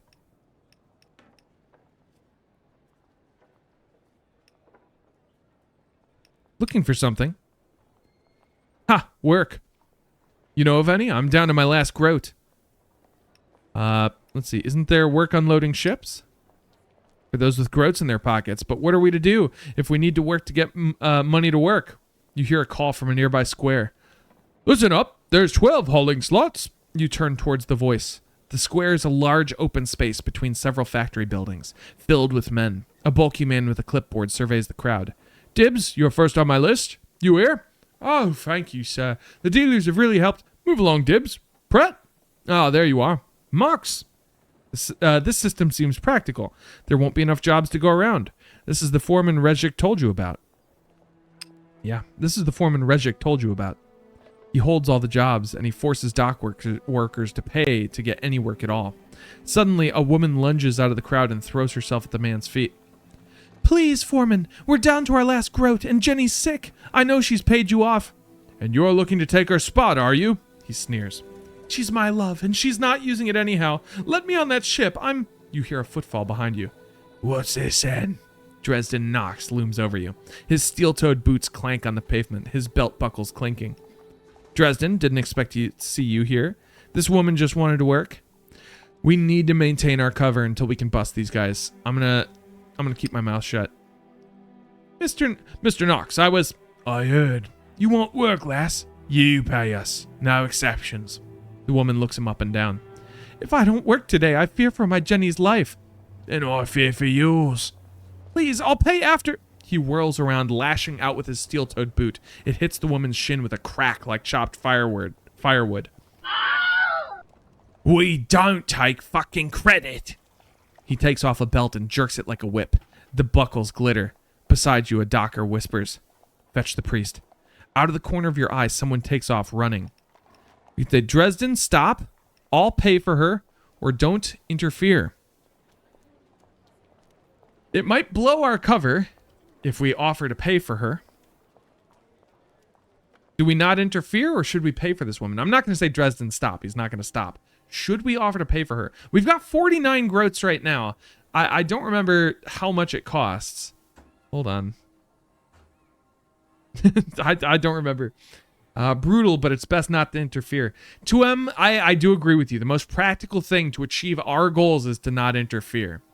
I am curious what other people think, though. Moon, I know you're new to this game. You do not know the world of Dredgeport very well. And then when it's time. Oh, when it's time. Oh, yeah. Connie, Morocco, what do you guys think? Should we not interfere, or should we offer to pay for her? What should we do?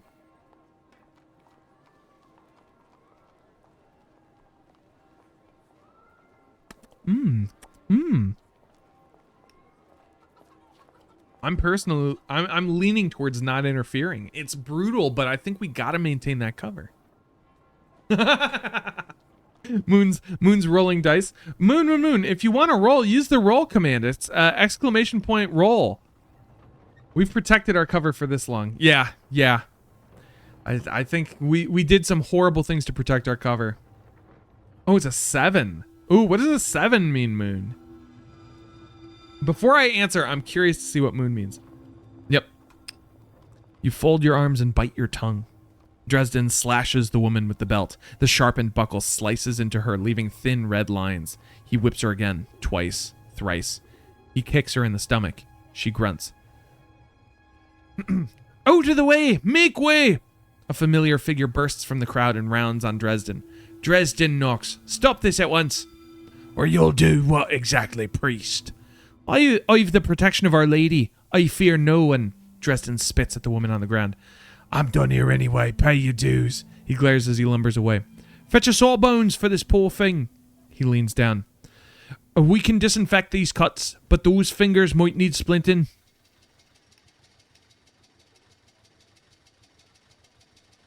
Can I help? Random, lady's grace, I'm sorry you had to see that. I'd be glad of your help. Help me carry her somewhere. I'll help the woman up. You help her up, she moans. A docker gestures you to a nearby home. You carry the woman inside and lay her on the bed. It was quite a to-do. This sort of thing happens on the docks more and more. He wets a cloth with alcohol and sponges the woman's wounds. Poor thing. You've seen what happens on the docks. Have you thought about what I've said? I've joined the dealers. I'm keeping my ears open. I mean, now's the time. You know what? I'm keeping my ears open. Good lass. Very good. Wow, what was that? Very good? No. Saints preserve us. Good lass. Very good. Anything to report? Nothing big. Small crimes. Aye, we'll need something major. Stay watchful. Hang on a moment. We might have messed up today. Do you think Dresden saw us together? I think he left before we talked. Still, we should tread carefully. Alright, let's not meet again unless we have to. I'll send you a note if we need to speak. The buggers can find you, I think. Alright. He pats you on the shoulder. Father, protect your foundling. We're doing good work. Rezek leans forward and sponges the woman's forehead again. Watch your step, lass. This city's a dark forest. You turn and rejoin the noise of the city. Woohoo! Interesting. Okay, so we are waiting for the strike meeting. We are gaining Dresden's trust. We are waiting for another lich dealer job. We are attending Markov's talk at nights and staking out a Oh, yes. Rob the warehouse, rob the warehouse, rob the warehouse. Where does the foreman go when he's not at work? Oh, this is interesting. Someone must have dirt on this man. You'll beat it out of them. What does trailing the foreman get us? Huh.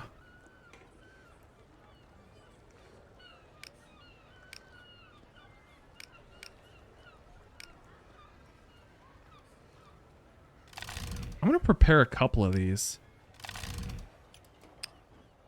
Trail that son of a... Yeah, right? I kind of want to see what happens. Okay. We could search for scrap down here. Because we're close to something interesting happening there.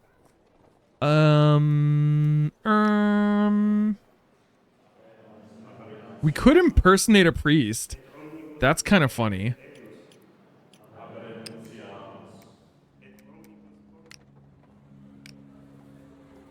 Try and find a plasm supplier, but I don't think we need one. Bone Horde, High Street. Oh yeah, we've never perused the High Street. Let's do that. It could be fun. Nice. You wander up and down the High Street, getting your bearings. All right, so we've explored the High Street a little bit during the day. All right, and we can finally go to the Firebrand Club, which will be a little bit of fun.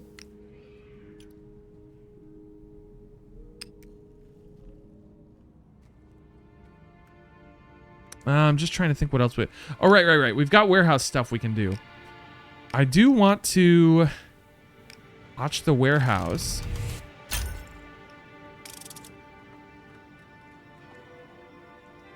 I will try trailing the foreman to see what happens. Ooh, you follow him into a pub. He chats to some rough-looking types, then goes into a back room. When he emerges, he's grinning. Interesting. So something happens if we spy 3 times on the foreman, so I'm interested in trying that a couple more times. Let's listen to Markov's speech. You head to the Firebrand for Markov's meeting. The place is packed. Markov stands at the front addressing the crowd. For the last century, the profiteer class has grown increasingly influential at all levels of Cerumian society. The results are plain to see. We have a tiny class of profiteers leeching off their laborers. Profit is a blood tax. The lower their costs, the greater their profit. They cut wages and raise prices, and life grows harsher, barer, a torment. Surely that's because of the war. I've seen that misery. Is that really true? Or keep silent? Lower their profit is a blood tax. They lower their costs, the greater their profit. They cut wages and raise prices, and life grows harsher. Kind of want to say I've seen that misery. I've seen that misery. 2 rights. And you understand. Markov grips the lectern. This empire is built on a foundation of broken bodies, broken dreams, broken promises. But what does this have to do with the war? What can we do? The collaborist next to you gives you a dirty look. Markov smiles thinly. The only defense for workers lies in banding together. That is why we call ourselves collaborists, those who work together. In a factory, workers fight by striking. What happens when a whole city strikes? Profiteers make no money at all. The emperor is reminded who builds his palaces. Every day, people see their strength. Keep silent, leave this nonsense. I think all three of these make sense. Yeah,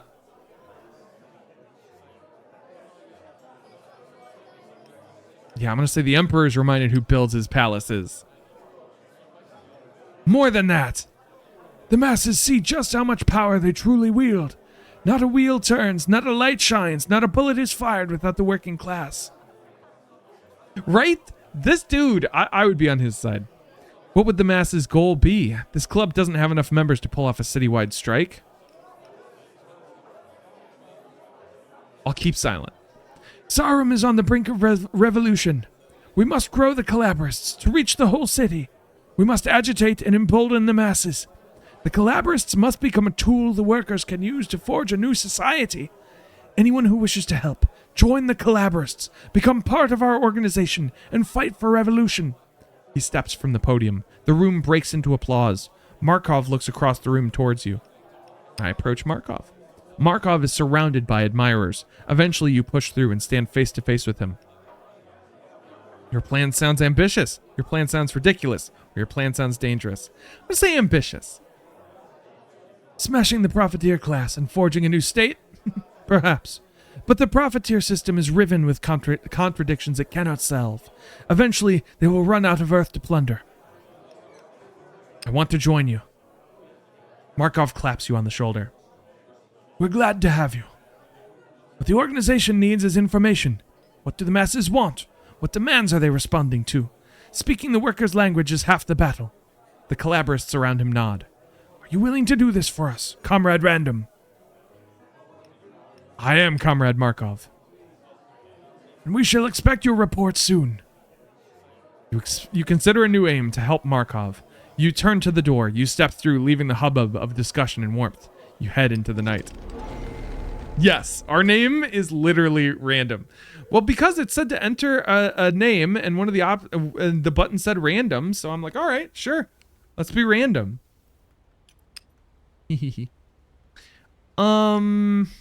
I would like to rob a warehouse if I could, please. I would like to rob a warehouse. Rob a warehouse. I think we're gonna do it. I think we're gonna prep to rob the warehouse. We could bump up our Intuit. I'll hold on to that one skill point in case we need it in the future. Solid. And now we can go to sleep in our sweet tower. Because, check it. Wait, no. So, the sewers are a bad place to sleep because it gives us an 8% chance of a sound sleep and a 33% chance of a troubled sleep. Our ruined tower that we fixed up gives us a 28% chance of sound sleep. That's more than a quarter of a quarter. That's more than 1/4. So, let's see. Sound sleep. Nice! Yeah, baby, sound sleep.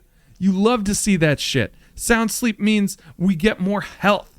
Sound sleep means we get less stress. We love this shit. We love this shit. Height AF. We have awakened. We are once again hungry upon the morrow. We're going to spend a little bit of money at the music hall. Not the music, or wait. Yes. We're going to dine at the music hall. By day, the music hall doubles as a restaurant. They do a decent lunch menu. We've purchased lunch here. And we are bonding with the staff. I don't know why we're bonding with the staff, but we are. Oh God, my wiener, no! Oh no, I dropped a book. I dropped my Astral Adventurer's Guide. I dropped it on my foot. Ugh. Okay. What's next? What's the play? Oh my God, it's past midnight. I think this will be our, last day in game. Are there any clocks we're waiting on? We would like to rob a warehouse. Can I make any progress on this today? No, fine. I don't think we need to prep watching the warehouse. I will prep trailing the foreman, maybe. Is there anything else we can do during the day here that would help us? Like, I'll explore the hospital. Nice. A place to heal the sick and wounded, but the prices are for the rich. This is a business first and foremost. Damn, it's expensive to get healed here. All right, so in case we ever need it, we've got that.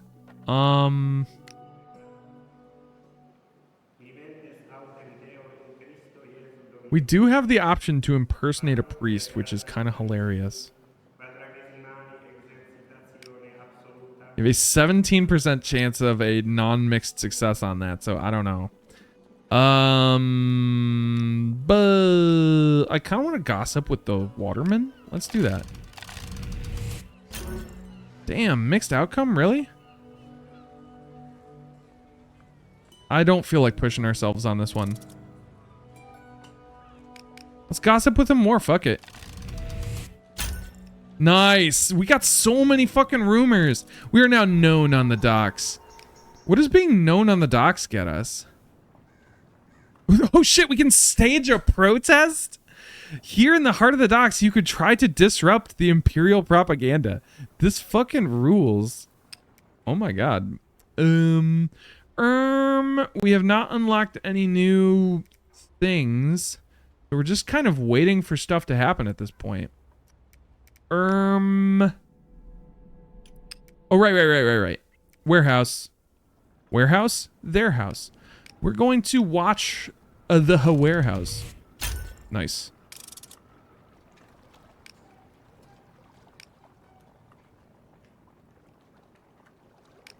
Rob the warehouse. I'm gonna prep robbing the warehouse. No.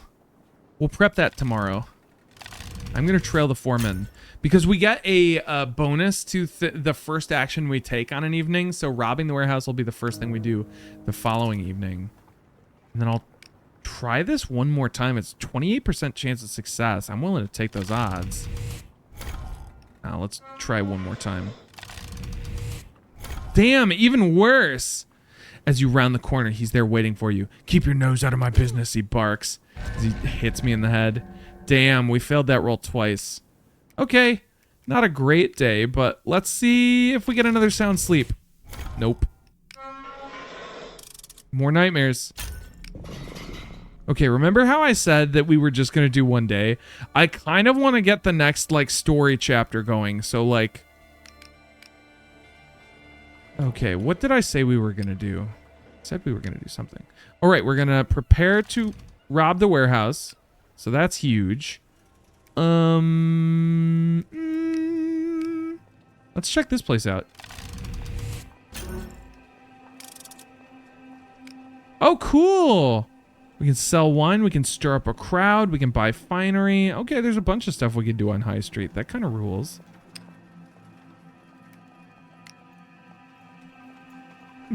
Crowds outside demand change. You could mingle with them and exchange ideas. Okay, so that's a way that we can get revolutionary ideas.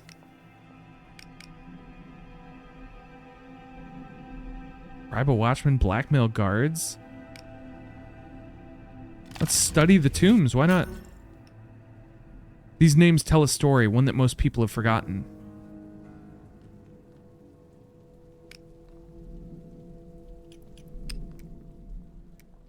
So we've got 21 rumors in our pocket.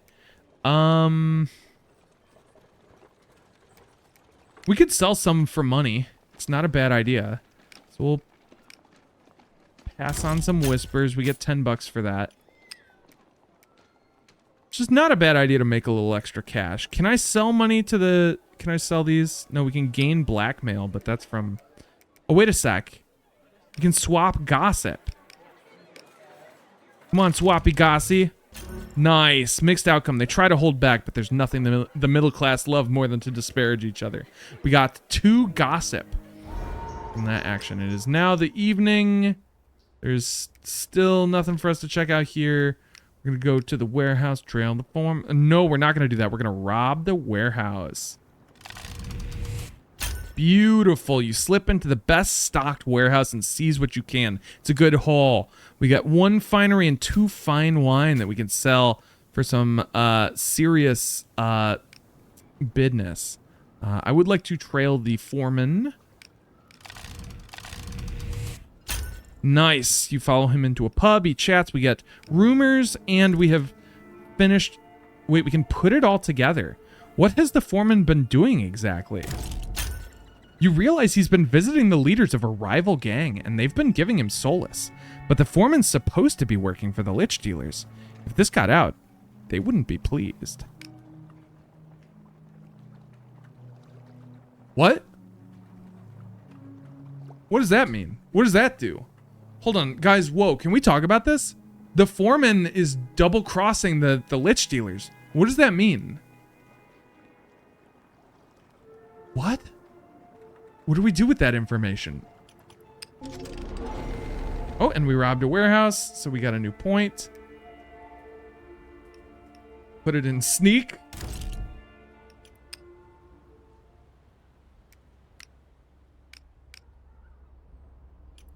Feel like it means something.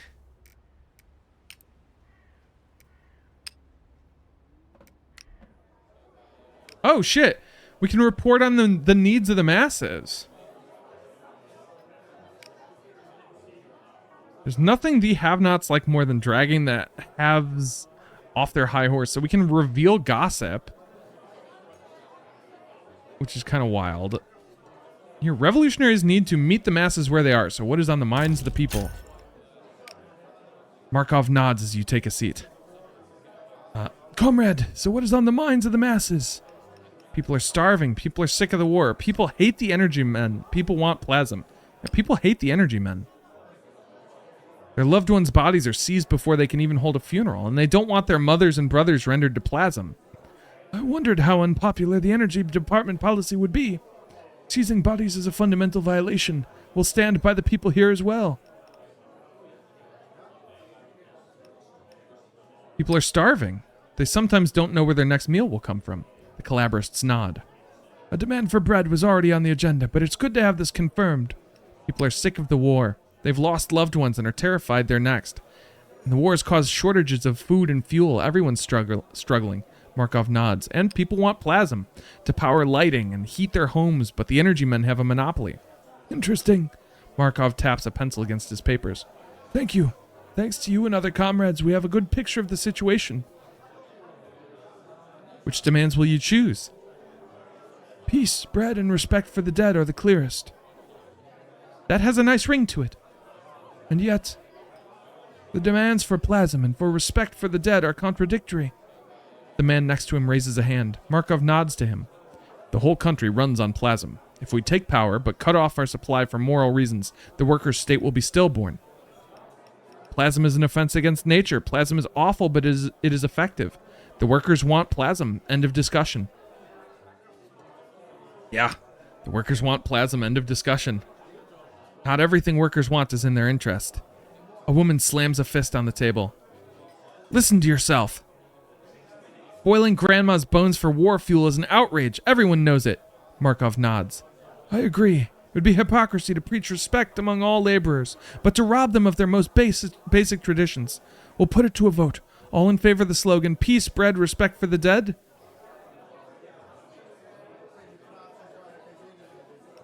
I think I'm going to vote in favor. Every hand rises except the man who spoke before, and Markov's.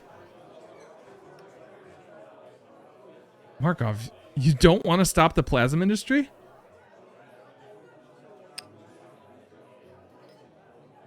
It's as he said, a new workers' state will have to fight to survive. But the motion is carried. This is our slogan. Markov rises. Now, shall we make use of those slogans? How exactly? We need to spread our ideas as far as possible. Yeah, they've got to find a new power source, but there's nothing as effective as plasm. It's the miracle cure to all of their technical woes. So they have to keep using it until they find something better or more efficient. We need to spread our ideas as far as possible. Talk to your comrades, learn our ideas, then write a flyer explaining our demands, and have them printed. I'll do it. You'll have to cross the river somehow. That's where you'll find the printing quarter, way ahead of you, bud. Godspeed, comrade. Oh, we need 10 of these? Jesus. Oh my god, that's so many. Bruh.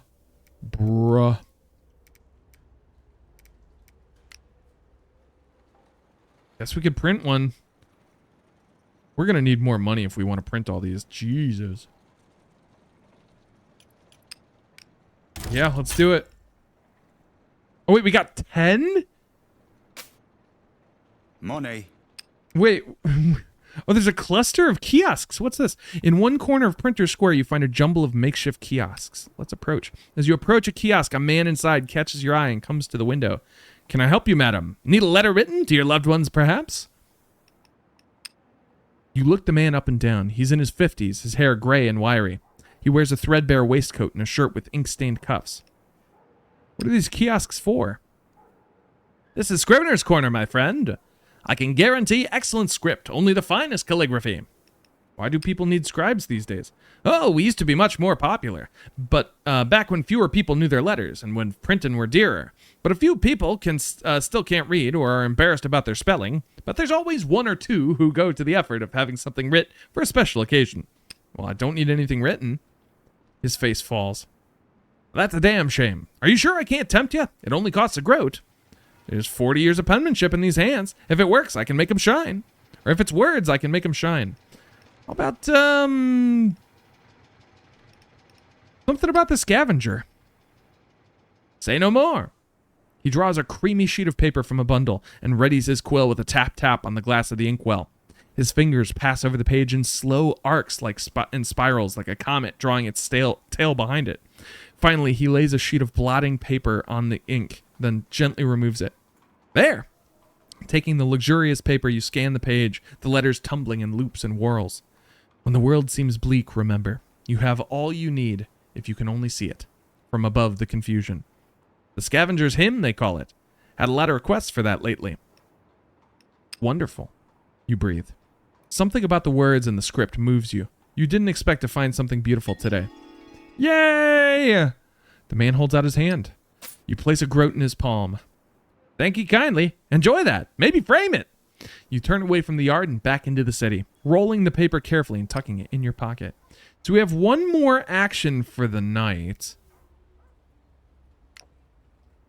One more action.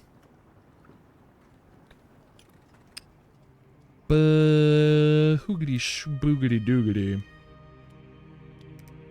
You can still deliver the pamphlets. That's actually not a bad idea. Now let's deliver some pamphlets. You heft the stack of paper. It's heavy. You dump the flyers on the bar. Markov plucks one up and studies it. Short, to the point, but without watering down our ideas. With these, we can win the masses over. Where should I hand them out? Try places workers gather. Factories, unions, the docks for certain. He splits the stack in half. Half will stay here. Other comrades can hand them out at their homes and workplaces. Keep the rest and spread them as far as you can. Where exactly? The factories, the warehouses, and the wharfs are good spots. I just fucking told you that. Are you not listening to me at all? Oh my god. You must distribute pamphlets at each of them. That will give us solid coverage. Hey, does anybody want to, get some pamphlets? Excuse me. I think I have to do this during the day when people are here. Oh my god. What am I gonna do at night? Can extract information. There's a 3% chance of success. The servants and guards know which weak points you could exploit. You just have to persuade them. Oh, so we're casing joints, probe security. That's if we want to rob one of these stores. My god. Who are we? We could attend to service. Knock out the guards. Blackmail the guards. We don't need to go there yet. What happens? They're shut fast. You'll have to wait till morning. What? No. Could pick somebody's pocket. Well, let me check some places we haven't been to in a while. Slums. We're pretty much done there.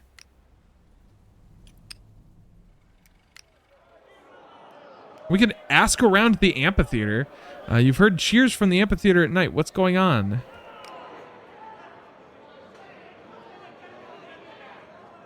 Yeah. Nah, I don't think we need to. Man, guys, what should we do? I just don't even know what to do while we're waiting for the story to kick back in. Oh, we could attend an operetta. Nah, we don't. That's too much money.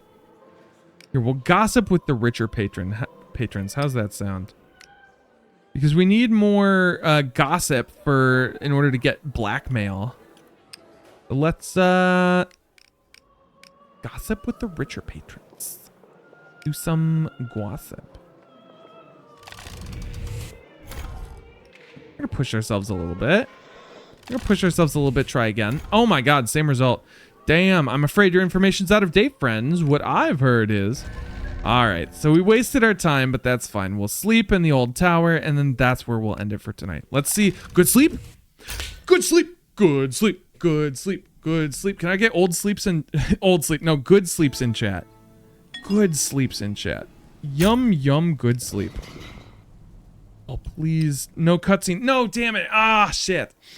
As you set out, the cries of the news vendors warble across the cobbles. Wait. Cries of the news vendors? What's going on? Sergeant Dolores and her draft dodgers to face justice. So-called war dead arrested. The watch caught up with the war dead? Uh-oh. I'm gonna buy a paper for a groat. You shove a groat into the newsboy's hand and grab a paper.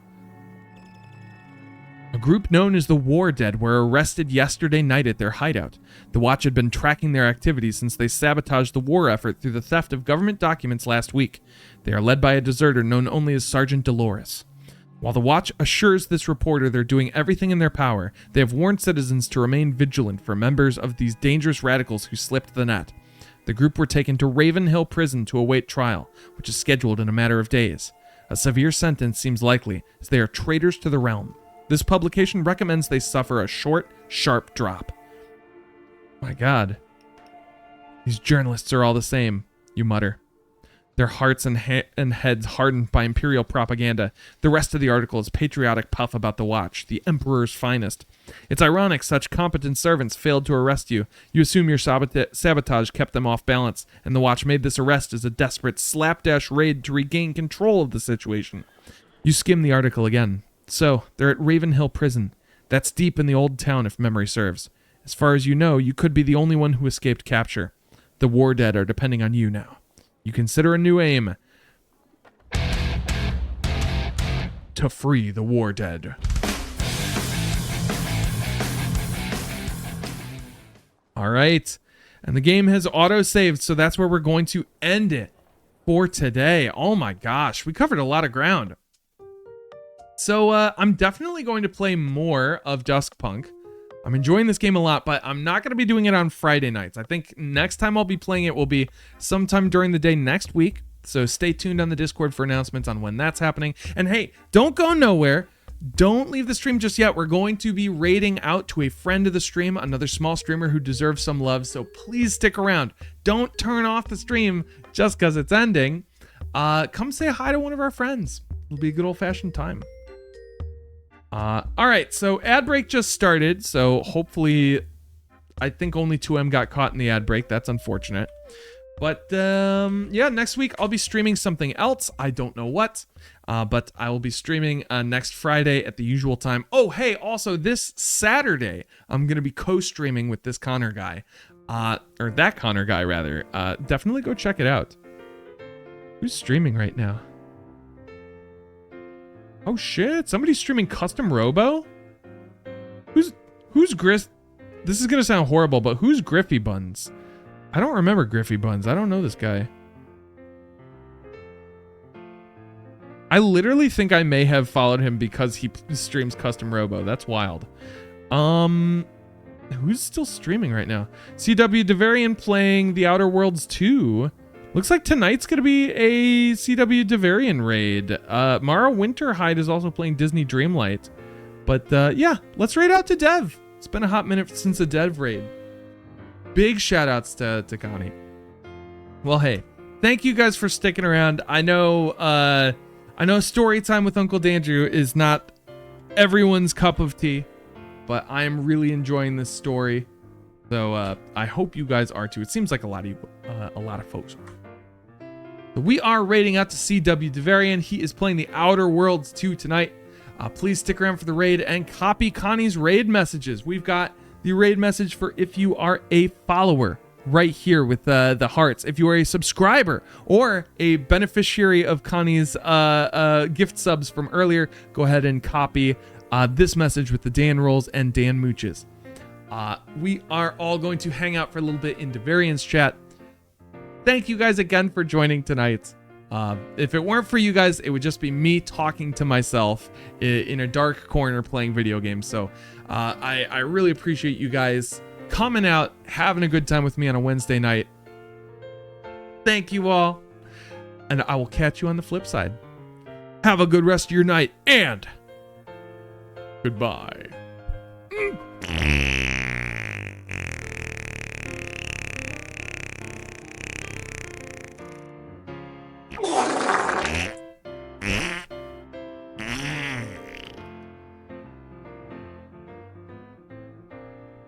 Oh, why hasn't it